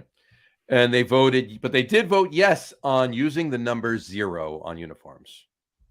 So they will. I heard they made the hash marks bigger too. They will be using the number 0 on uniforms. And as a side note, I just want to put this tweet up, and I'll read it. Okay. Update: Brian Daboll was the first coach to crack a beer. Coors Light Tall Boy, unfortunately, at officially 11:32 a.m. Yeah, it's lunchtime. There you go. Can't drink all day unless you start in the morning. So there you go. Hey, listen, if you can get a Big Mac at 10:30 in the morning, then you should be able to crack a beer at 11:30. There you go. It's a Coors Light. So, it's a Coors Light. I mean, it's basically water, right? So it's not really, But anyway, did I say that? Anyway, that's true. I say it all the time. Anyway, moving on to Giants. OBJ was he went out to the owners and coaches meeting. You guys want him? Almost like he wanted a job fair. He wanted to go to a job fair, right? He's talking to everybody. He just went around to everyone. Hi, I'm available. Right. Hi, I'm available. Hi, Odell Beckham Jr. Hi, I'm Odell. John Mara said he updated his LinkedIn profile. John Mara said that he'd be interested in a reunion with OBJ if it's feasible. But OBJ was quoted on Twitter. He said, Odell Beckham to Saquon Barkley said, "Tell Joe Shane to call my agent." So. All right, now let's dissect what does feasible mean. Feasible means if he'll take a very low salary and they don't have to give up a lot of cap space for him. That's feasible. And in a nutshell, that's feasible. And if he doesn't act like a jackass like the last. Well, and he listens to Dable and Shane. If he acts up once, bye. Don't you want to sign OBJ like week 12? There you go. Yeah. So he doesn't have to play the whole season and get worn down. He comes in fresh, week 12, boom, on, right? Yeah. But I will tell you this. He showed up. Guess what color pants he was wearing when he showed up at the meetings? Clear. Nope. Clear. Chartreuse? No. Rams blue. No. Silver. Green. No. Green. He was wearing green pants. Yeah. So where do you think he actually really does want to go? He wants to go play with Jordan Love. Welcome to the family. He wants to go back to New York, but he wants to have Aaron Rodgers throwing to him. Yeah, sure. We'll see if that happens. Hey, Odell, Joe Douglas, welcome to the family. More on here. You got to do that one next year. But one other quick Giants thing. Paris Campbell, the wide receiver the Giants signed last week, he will be wearing number 0 for the Giants this year. Fantastic. And he announced it today. And Darius Slayton. Is double 0 allowed? Double 0 is not back in the mix yet. No. Just 0. Jim Otto was the last player to wear double 0. So what do you think? If they have 0, can you have somebody that's 0 and double 0? Yeah, why not? Because double 0 is like the equivalent of like 100, isn't it? If you look at 11 or 11, so it's a different number, right? It's like not 1 and 11, So double 1, 0, double ones, right? So anyway, there's nothing you can do to double 0 that you can. Not do to 0 to come up with the same answer. I know. I don't know if you can. I don't know if they're going to. They should allow it though. Why not? They should. Why not? What the hell? And one other quick Giants thing. Darius Slayton said the reason he signed back on a lower thing is he wants to stick around. He wants to see what they've been building. He didn't want to be there, and then nobody else offered him from the top. Right. He wants to see it from the top. So there you go. And nobody else offered him more. Well, that might be part of it, but who knows? That's the whole thing. There you go. All right. Joe Douglas says he's very optimistic about Rodgers trade. It's going to happen. Obviously, Rodgers is coming there. They just have to work it out. Now, I want your thoughts. I'm going to start with Pete. Obviously, he's the resident Jets fan here. Put the cap on. There you go. I say this, and I want your opinion. I'll give you mine. I want your opinion on it. Obviously, giving the Green Bay the farm for Aaron Rodgers is no. But if they really want this year's first round pick, it's not a top 5 pick. It's not a top. It's a 13. It's a good pick, but it's not a top 10 pick even. If somebody said, "Hey, you give me your number 1 pick, and I'm going to give you Aaron Rodgers," right? I think what they're looking for is something, whatever they're going to give Green Bay, they're looking for something back should he say after 1 year there that he's retiring? If they get him for 2 years, they keep everything they give him. If he says, I'm calling it quits, I'm retiring after next year, 1 year there, boom, done. The Jets want something back because it was only for 1 year, right? So I think that's where we're going. But Pete, do you agree with me that they should give up the first round pick for Aaron Rodgers? I mean, it puts them right into contention, whether they do or not, but it puts them right there with Aaron Rodgers with the tools that they have there. What's your thought? If the Jets do not get some sort of a hoist or a lift to get themselves out of the hole that they are in right now, then yes, they have no choice really but to give up the first pick. It could be any number of things that are holding up the negotiations, but they're all in right now. Right. Okay, they've signed players, they've made moves. This is quote unquote going to happen. Now, Green Bay understands that this is the opportunity for them as well. And yes, they could ask for too much or demand too much and end up blowing it. And then they're fucked. Not quite as fucked as the Jets are, but the Jets have to make this happen. They've dug themselves this hole. So yeah, you give up the number one, you give them what they want. If he leaves after a year, you get something back. That might be the sticking point. It might be other players. It might be who knows? It could be a bunch of stuff. The longer this goes on, the more foolish the Jets look. They've screwed themselves into a hole in the ground, and completing this deal is one side of the sword. Not completing it is the sword to the heart. Absolutely, because then they're completely useless and helpless and nowhere. But they got what's his name and the other guy, or what's his name and the other guy, and that's exactly what they're called on the team too. Yeah, that was my favorite top buddy show. What's his name and the other guy? Except for wasn't that one that mattered? Yeah, wasn't that a Mel Gibson movie? What's his name and the other guy? What's his name and the other guy? We're gonna got to do that. All right. It's. And I know people are going, well, you don't have to get this done right away. What's the big deal? We're not going to camp tomorrow or anything. The longer this goes on, the worse it gets. The longer it goes on, the worse it gets. But I will tell you this. While you're absolutely right that the Jets, they're both going to look foolish. They don't get this done, they're both going to look foolish. Both teams, Jets and Green Bay. Jets are going to look more foolish, but they're both going to look foolish. And the Jets are going to be more screwed than Green Bay, but Green Bay is going to be screwed too. However, technically, if they're getting him anyway, if they know, I'm being hypothetical here, but if they know they're going to get him anyway, he's coming. Somehow he's coming, right? It behooves Green Bay to get this done in the next 3 weeks. Because if they don't get it done in the next 3 weeks, they're not getting picks this year. Yeah, and the that's draft what will be they're done. Holding out for. They're going to hold out for absolutely as much as they can until, either they get it or it's the very last minute.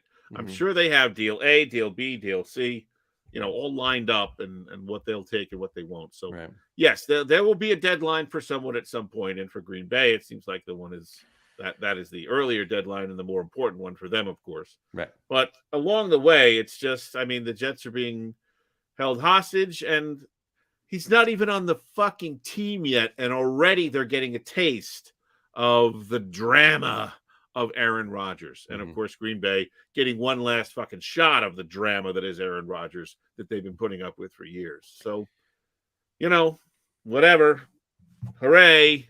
Aaron Rodgers is going to be a Jet, and we'll see. He'll get hurt in like week 4, and miss the final 19 weeks of the season. Spoken like a true pessimistic Jets fan. There you go. Joe Flacco will lead them to the Super Bowl. I'm going to throw this up there really quick right now. We got to write in Dave Scardino says absolutely give up first pick. Absolutely. Yeah, you have to. You have to. Harry, do you agree with your buddy Dave? Yeah, look, Green Bay's backing off what they have, and nobody really knows what they've been asking for, but there's been reports late today that Green Bay's demands are no longer unrealistic, meaning they had to ask for for the moon and they didn't get it.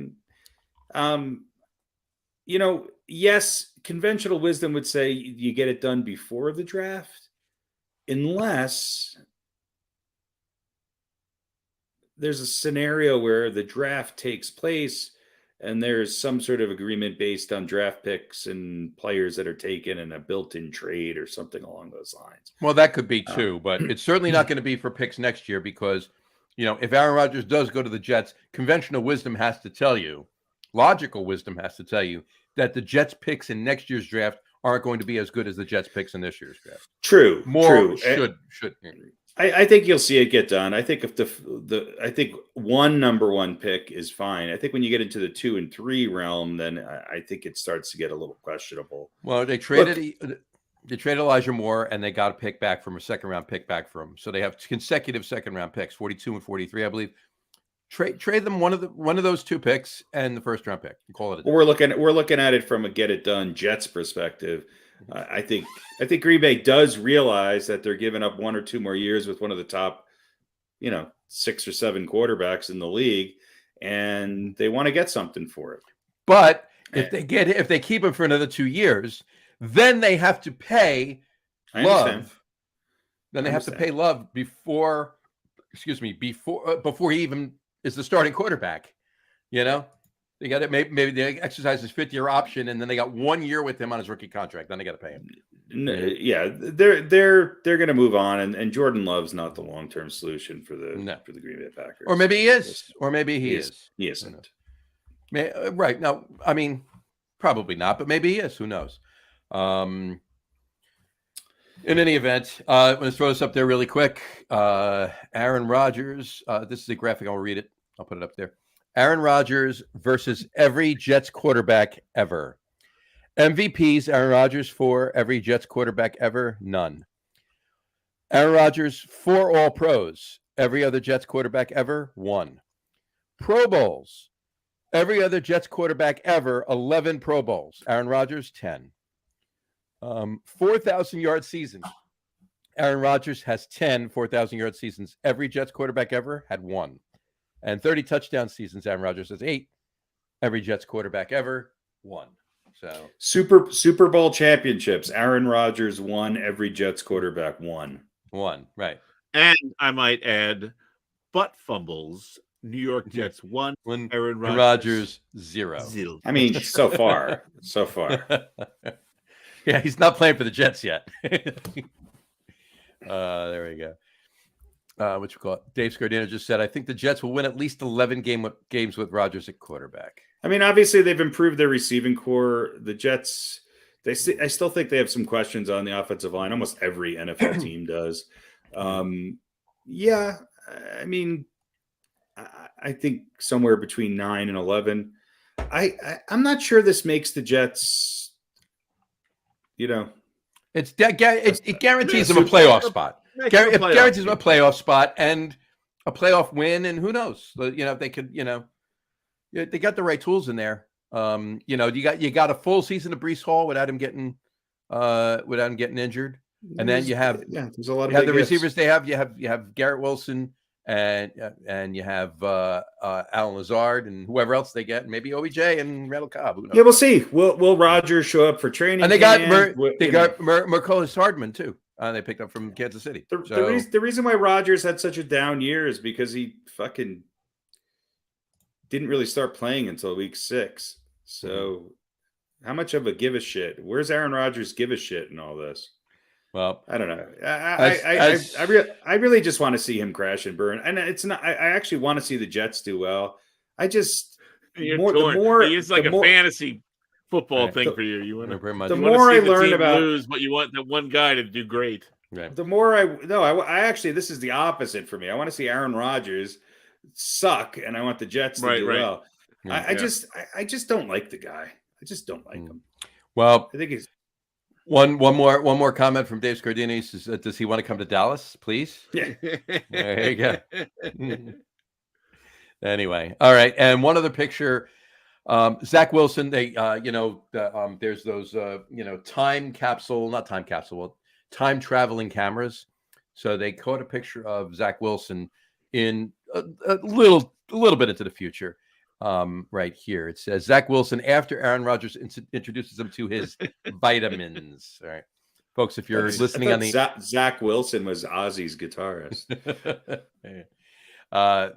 folks listen on the audio podcast, tune in, go on YouTube or Facebook at right around 1 hour and 39 minutes, and you'll see the picture we're talking about here. We'll post it on the Facebook page too, but it's pretty funny. Anyway, all right. Any other football things you guys have? No. No. Yeah. All right. Let's switch up to b-ball for a minute. I only have a couple things. Obviously, there's not a lot to talk about. We're winding the season down. We're getting close here. 2 weeks from tonight, we'll talk a little bit more about basketball. I just had a couple things I just wanted to throw up here. They're pertaining in the last couple of weeks. Now, this is from, I believe, a week ago. So obviously records have changed a little bit, but I found this interesting. The best record in the NBA, this is as of a week ago, or a little 6 days ago. Best record in the NBA is the Bucks, 51-20. It's a 718 winning percentage. Tim Duncan's career win-loss record is 1,001 and 391. That's a 719 winning percentage. So I thought that was is there anybody in the history of the NBA who does not gets overlooked completely as much as Tim Duncan? Probably not. I mean, yeah, it's what a class act, what a great player. He's best power forward to ever play the game. All you Kevin Garnett fans can suck it. I'm sure Kendrick Perkins will find something wrong with him, but Tim Duncan was look, he had some decent players around him, and yes, he started his career with David Robinson, but he kind of carried that team, and he did it for a long time. Mm-hmm. And I still say if Kawhi doesn't get his foot stepped on, and he might have had 6 rings. So who knows? Tim Duncan won a lot of games.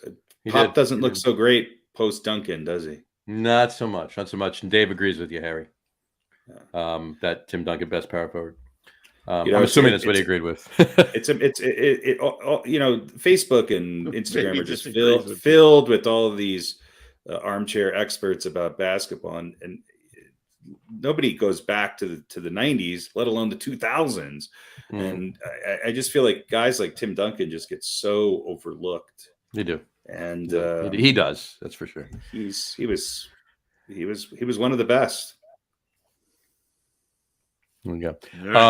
All right. And next thing I want to throw up there really quick. Damian Lillard was quoted as saying, "I don't enjoy what the NBA as a whole is becoming." Yeah, you're right. And he's talking about on the ring culture in the NBA. So, thoughts on that? Yeah.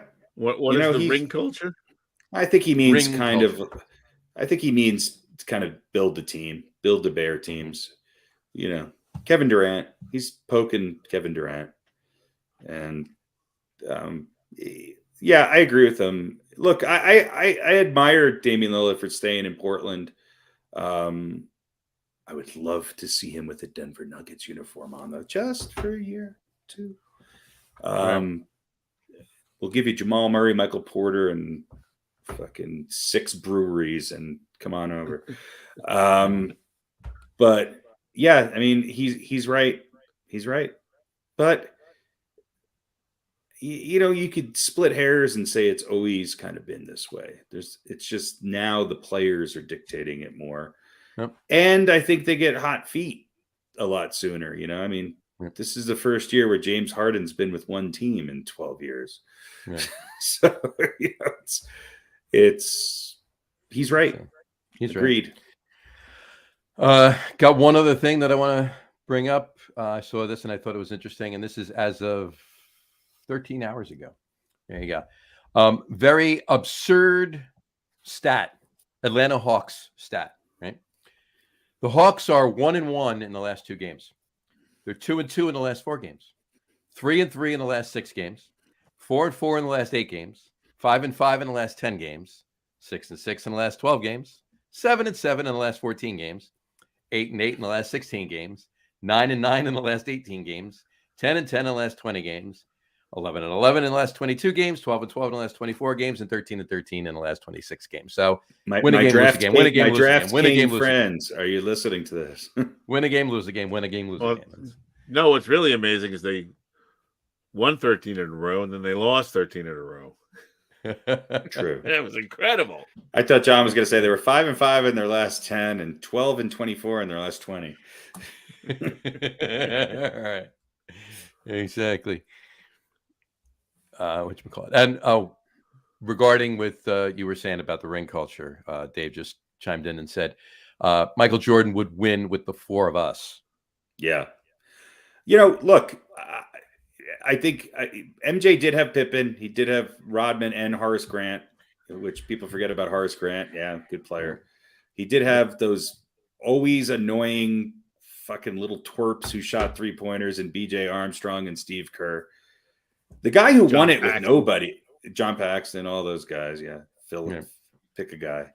The guy who won it with no one was Hakeem Olajuwon. That was the battle that year, the first year when he won it. That was the battle of Ewing and Olajuwon and no one else. And what big man can win it? And obviously it was Olajuwon. The next year he got an aging Clyde Drexler to try to make it a little easier, and he did. But yeah, Michael Jordan had his finger on things too, but the players were not so, oh my God, I don't like what's going on here. Trade me. Yeah, let me ask you this. Quick aside, based on talking about Michael Jordan really quick right now. I don't want to get into a lengthy discussion. I just want your answer. Michael Jordan doesn't retire. He's not gone for those 2 years. He's played straight through. Does he win 8 championships in a row? I think the Knicks get to him one of those years. I think it's bound to happen. Look, you have to remember he lost to Shaq in Orlando when he came back. People don't talk about that. They also don't talk about the fact that but he didn't have a whole season though. Hold on, let me finish. Right. They also don't talk about the fact that Michael Jordan did not beat Larry Bird and the Celtics. It took Michael Jordan a long time to win an Eastern Conference championship and make it to the finals. So right. I think one of two things would have happened. One is he would not have played as long. He probably would have won. How many years was he out? 2 or 3? Well, two. So I think he would have won one more, but I think somewhere along the line in there, somebody would have got to him. I just think it would have happened. I might be wrong, but I also don't think he would have played for as long on the tail end in the last three-peat if he had won, 1 or 2 more in that first initial phase. Right. I got you. Well, and also, I mean, he did go and play baseball, but you don't know what kind of toll those 2 more years, 2 more full seasons, and potentially runs through the playoffs all the way through to the championship. You're right. He might have stopped after. Let's say he wins 2 more. Right. He might have gotten his all 6 in a row and said, "Okay, that's it. I'm done." Right. So, Michael Jordan was not known for his load management. Yeah. Yeah. And I mean, in the first place, it would have been, even for MJ, it would have been really, really hard to win, 8 championships in a row. I mean, that's just, Yep.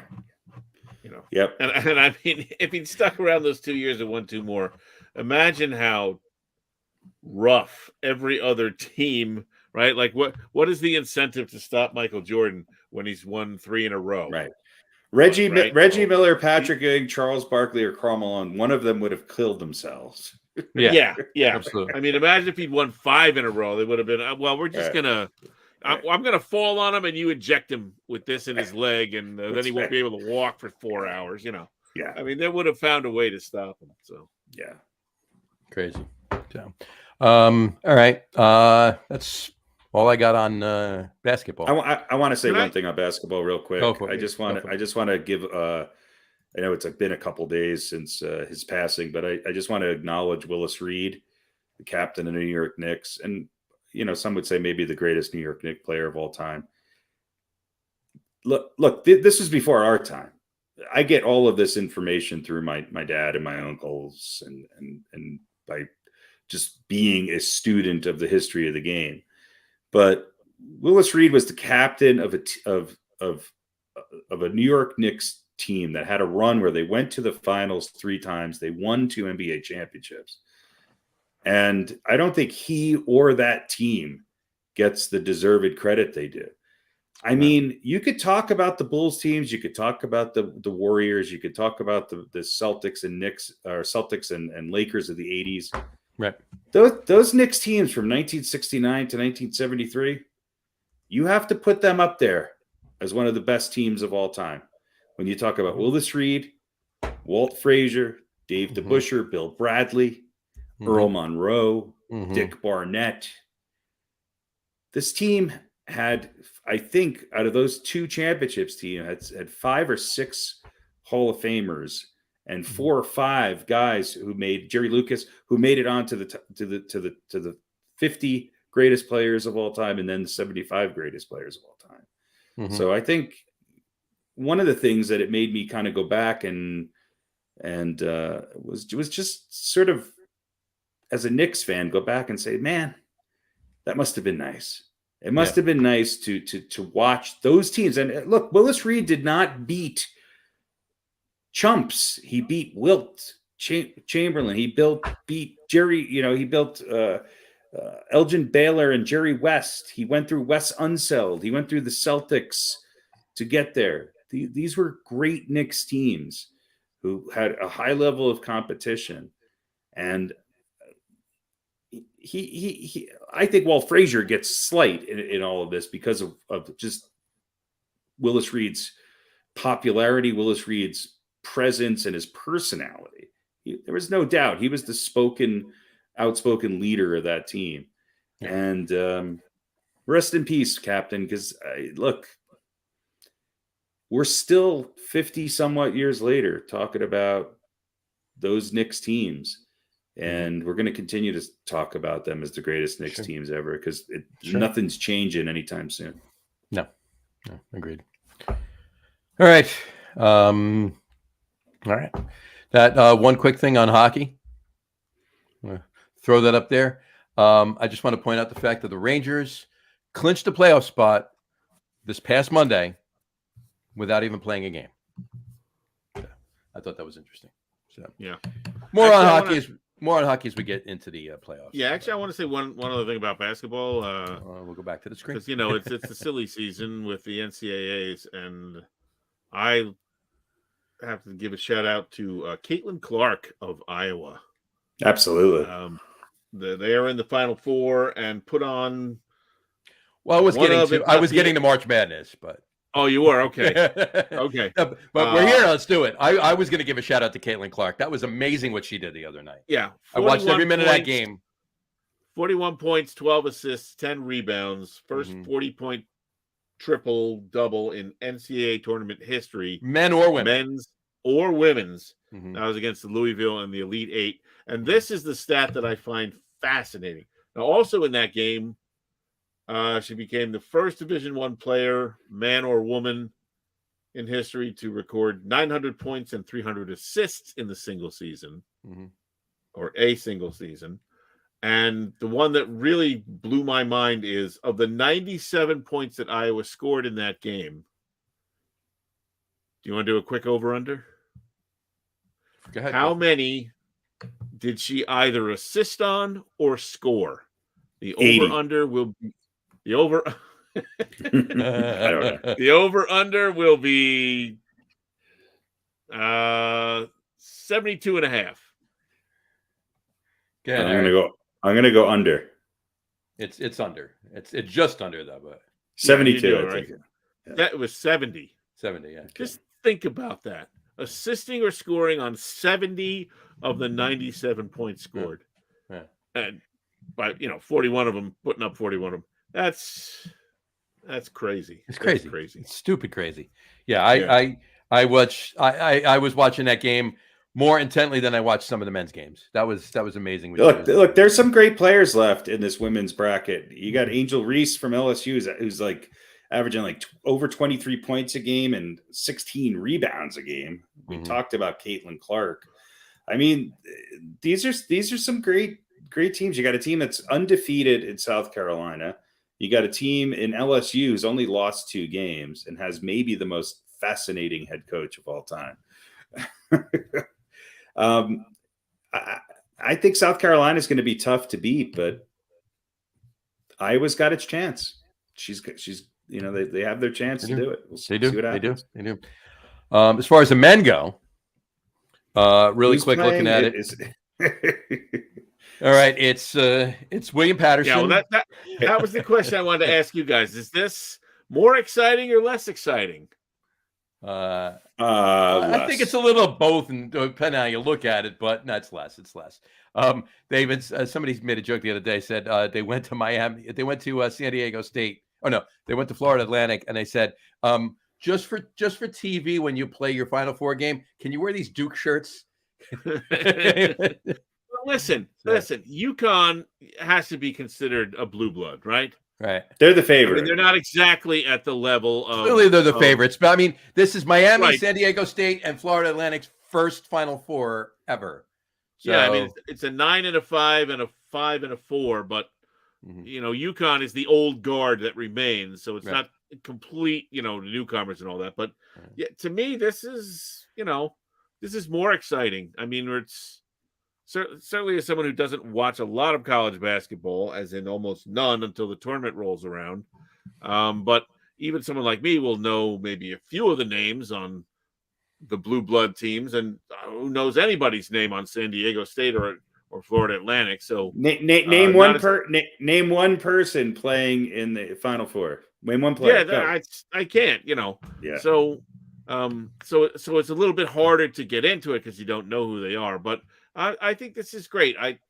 I'm hoping it's something of a sign of things to come. More parity and maybe having some of these other teams. Not just this every once in a blue moon we get something outside of like a 3 or a 4 seed in the Final Four. Yeah. Of course, I didn't pick my bracket that way, but I think this is great, and my unfamiliarity with the teams will not stop me from watching on Saturday, which well, I'll watch it. I'm gonna be glued. I am too. I have here our predictions before the before you do that, I have one question for both of you. Go ahead. Do you think there's anybody that got drunk and picked this bracket? I believe actually I saw something the other day. I don't know if it was for the Final Four. I think it was for the Elite 8. They were like 280,000 brackets or something, and there were 37, I believe, that had the Elite 8 as it existed. So there are 37 people of those. There are probably some. This was like the somebody hit random and did this. Yeah, somebody right. Well, Props to them. I think somebody probably filled out about 100 brackets, right? Or had a mixed and matched.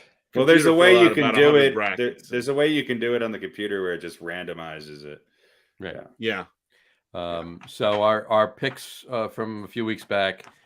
It's Pete, not even worth going into. Well, no. Well, here's the thing, Pete. You have nobody. You had at the Final Four. You had Alabama, Marquette, Texas, and Kansas, and you had Alabama and Kansas going to the championship, and Alabama winning.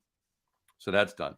Harry, you had Alabama, Houston, Duke, and Gonzaga going, with Houston and Duke going to the championship and Duke winning. I actually had UConn, Florida Atlantic. No, I'm kidding. No, I had Alabama. I had Alabama, Marquette, Houston, and Gonzaga, with Alabama and Gonzaga winning. So I came the closest. Atlantic. I had the San Antonio Spurs. I came the closest because I had Gonzaga winning, and they were in it until the Elite 8. So, well, I had UConn and Florida Atlantic on my the places I wanted to visit. But I didn't pick them for the tournament. They didn't pick them for the tournament. I don't have it on that either. Yeah. So, but anyway. Where is Florida Atlantic? Don't say Florida. Florida on the eastern coast. I believe it's on the eastern coast of Florida. But I'm no geographist. That'd be great if it was on the Gulf side. It would be great if it was in Nebraska, actually. Boca Raton. It was named by like some idiot who just had no clue. It's in Boca Raton. It's in the town of Florida, Nebraska, which resides in Atlantic County. Well, it's so it was in Boca Raton. It's in Boca Raton, and unless the game is on at like 10 a.m., no one's going to see it. Nobody's in bed. It's still the Atlantic Ocean, isn't it?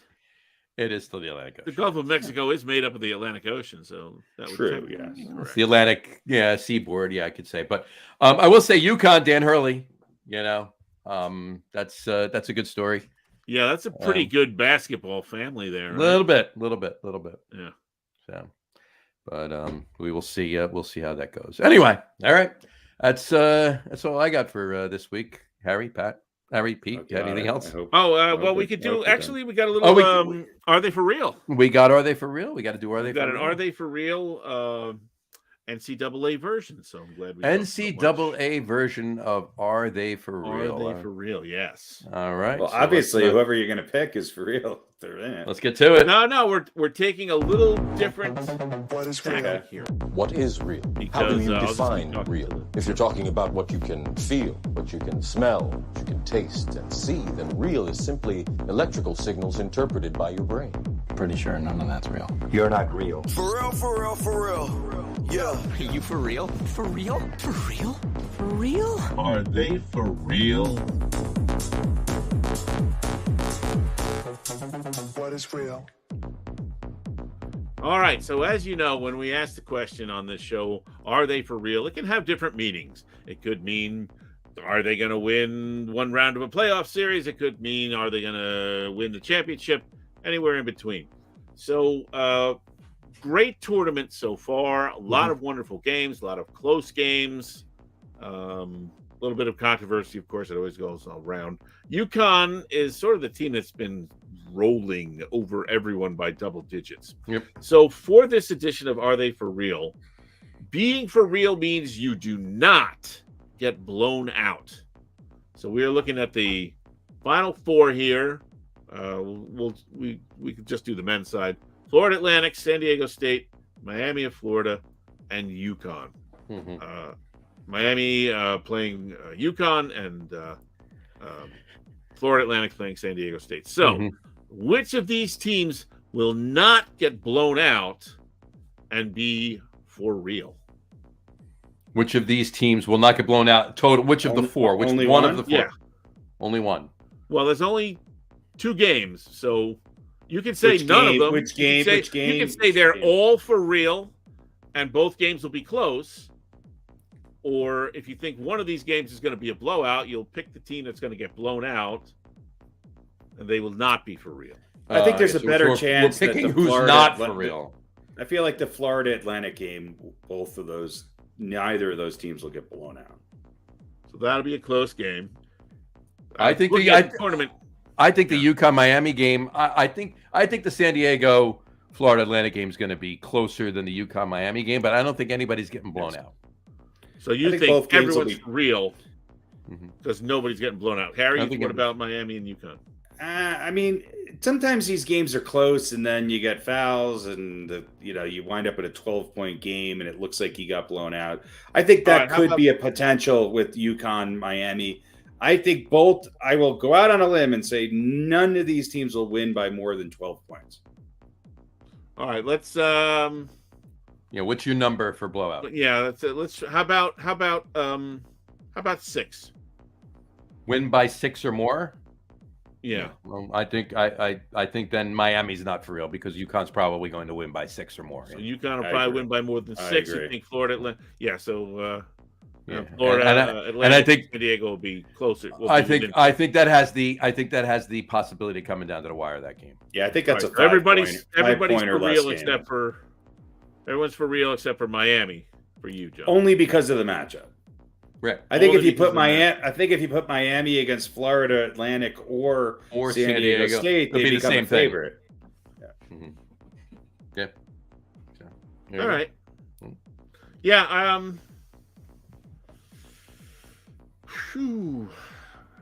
Conventional wisdom would dictate. I think Florida Atlantic's run is over. So I think everyone's for real. I think they're not for real. I think everyone's for real, but Florida Atlantic. Okay, so I you're think going the other Miami way. and UConn's San Diego State wins by 6 or more. San Diego State wins by 6 or more. All right.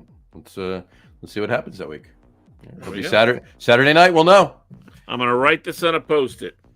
Right on a post-it. Pete takes Florida Gulf Coast.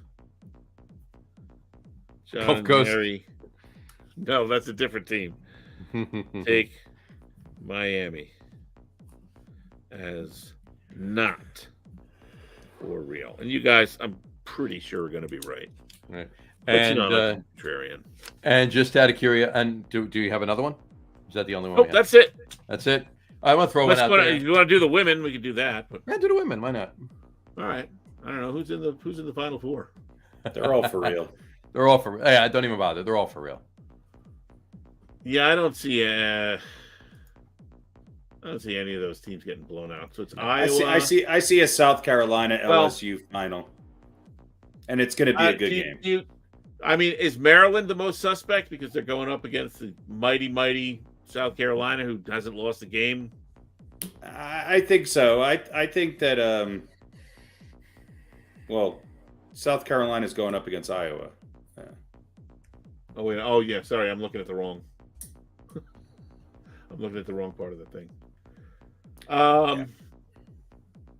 Yeah. Okay. Oh, right. Virginia Tech. There we go.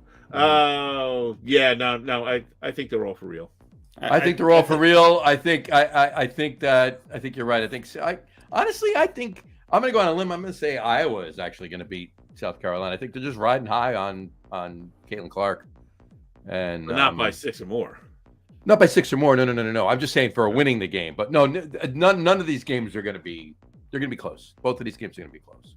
South Carolina, LSU, and I think LSU beats South Carolina. I would think, actually, looking at this, Iowa might be the most suspect. Because if South Carolina can shut down Caitlin Clark, not that Iowa has no one else on their team, but then they might win by more than 6. But I think Clark is just too good because she just hits shots when she's guarded. She hits shots when she's not guarded. She's draining them whether she's guarded or not. She's playing a team that has not lost a game and has been number 1 for 2 years in a row. Yeah. But I'm still gonna say they're all for real. Nobody loses by 6 or more. I agree. They're all for real. Dave Scardino just said, "Go Aztecs." There you go. There we go. Who are the Aztecs? All right, are they for real? Yeah. Aren't the Aztecs Arizona State?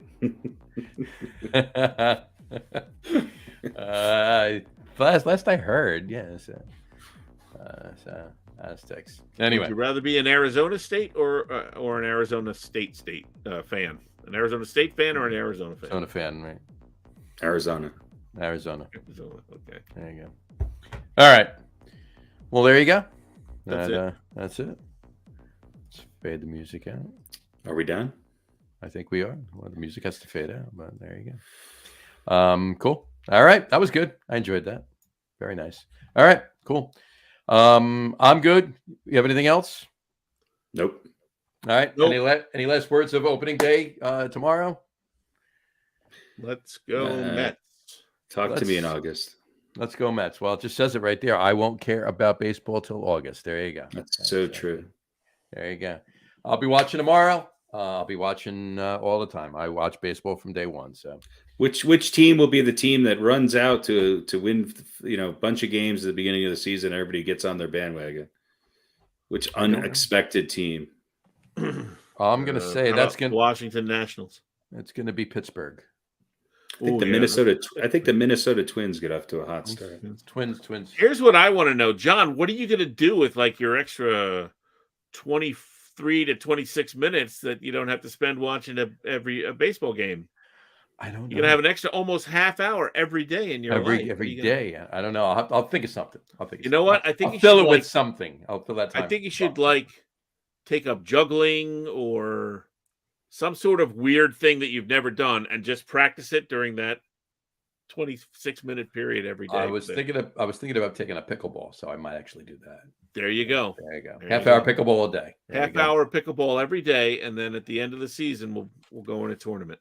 Sounds good to me. Right. Get you in a tournament. Me and baby Hans Johnson. Yeah. It should be really big by then. I hear it's catching on. It is.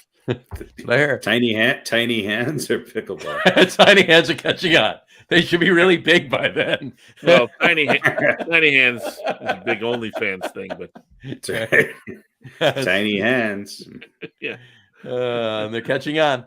There you go. All right. Anyway, all right, we'll wrap the show up for today on that note. We want to thank everybody for watching. And for those of you just listening to the audio podcast, thanks for listening. Don't forget to visit our website, www.getonwithitpodcast.com. That's getonwithitpodcast.com. And please remember, like us and follow us on all of our social media, Facebook, Twitter, and Instagram. Just search for the Get On With It podcast. And of course, all of our shows are available on YouTube as well on the Logger Room channel. Remember, we go live with video podcast on both Facebook and YouTube every Wednesday night around 7:30 p.m. Eastern Time. And for those of you who just want to listen to the audio podcast, you can do so on Apple Podcasts, Spotify, TuneIn, Stitcher, Google Podcasts, Amazon Music Podcast, and iHeartRadio as well. And if you haven't done so already, please subscribe to one or more of those feeds and you will never miss a show. Again, thanks for following along with us. Have a great rest of your week. Have a wonderful weekend. Enjoy opening day tomorrow. Hopefully your team does very well, as long as it's not the Miami Marlins tomorrow. And as a Mets fan, I can say that. Anyway, enjoy baseball. Enjoy everything going on. We will enjoy the Final Four on Saturday and, of course, Championship Monday. And, of course, the women's games on Friday and Sunday as well. And we will talk to you next week, folks. Take care. Cheers. Bye, everybody.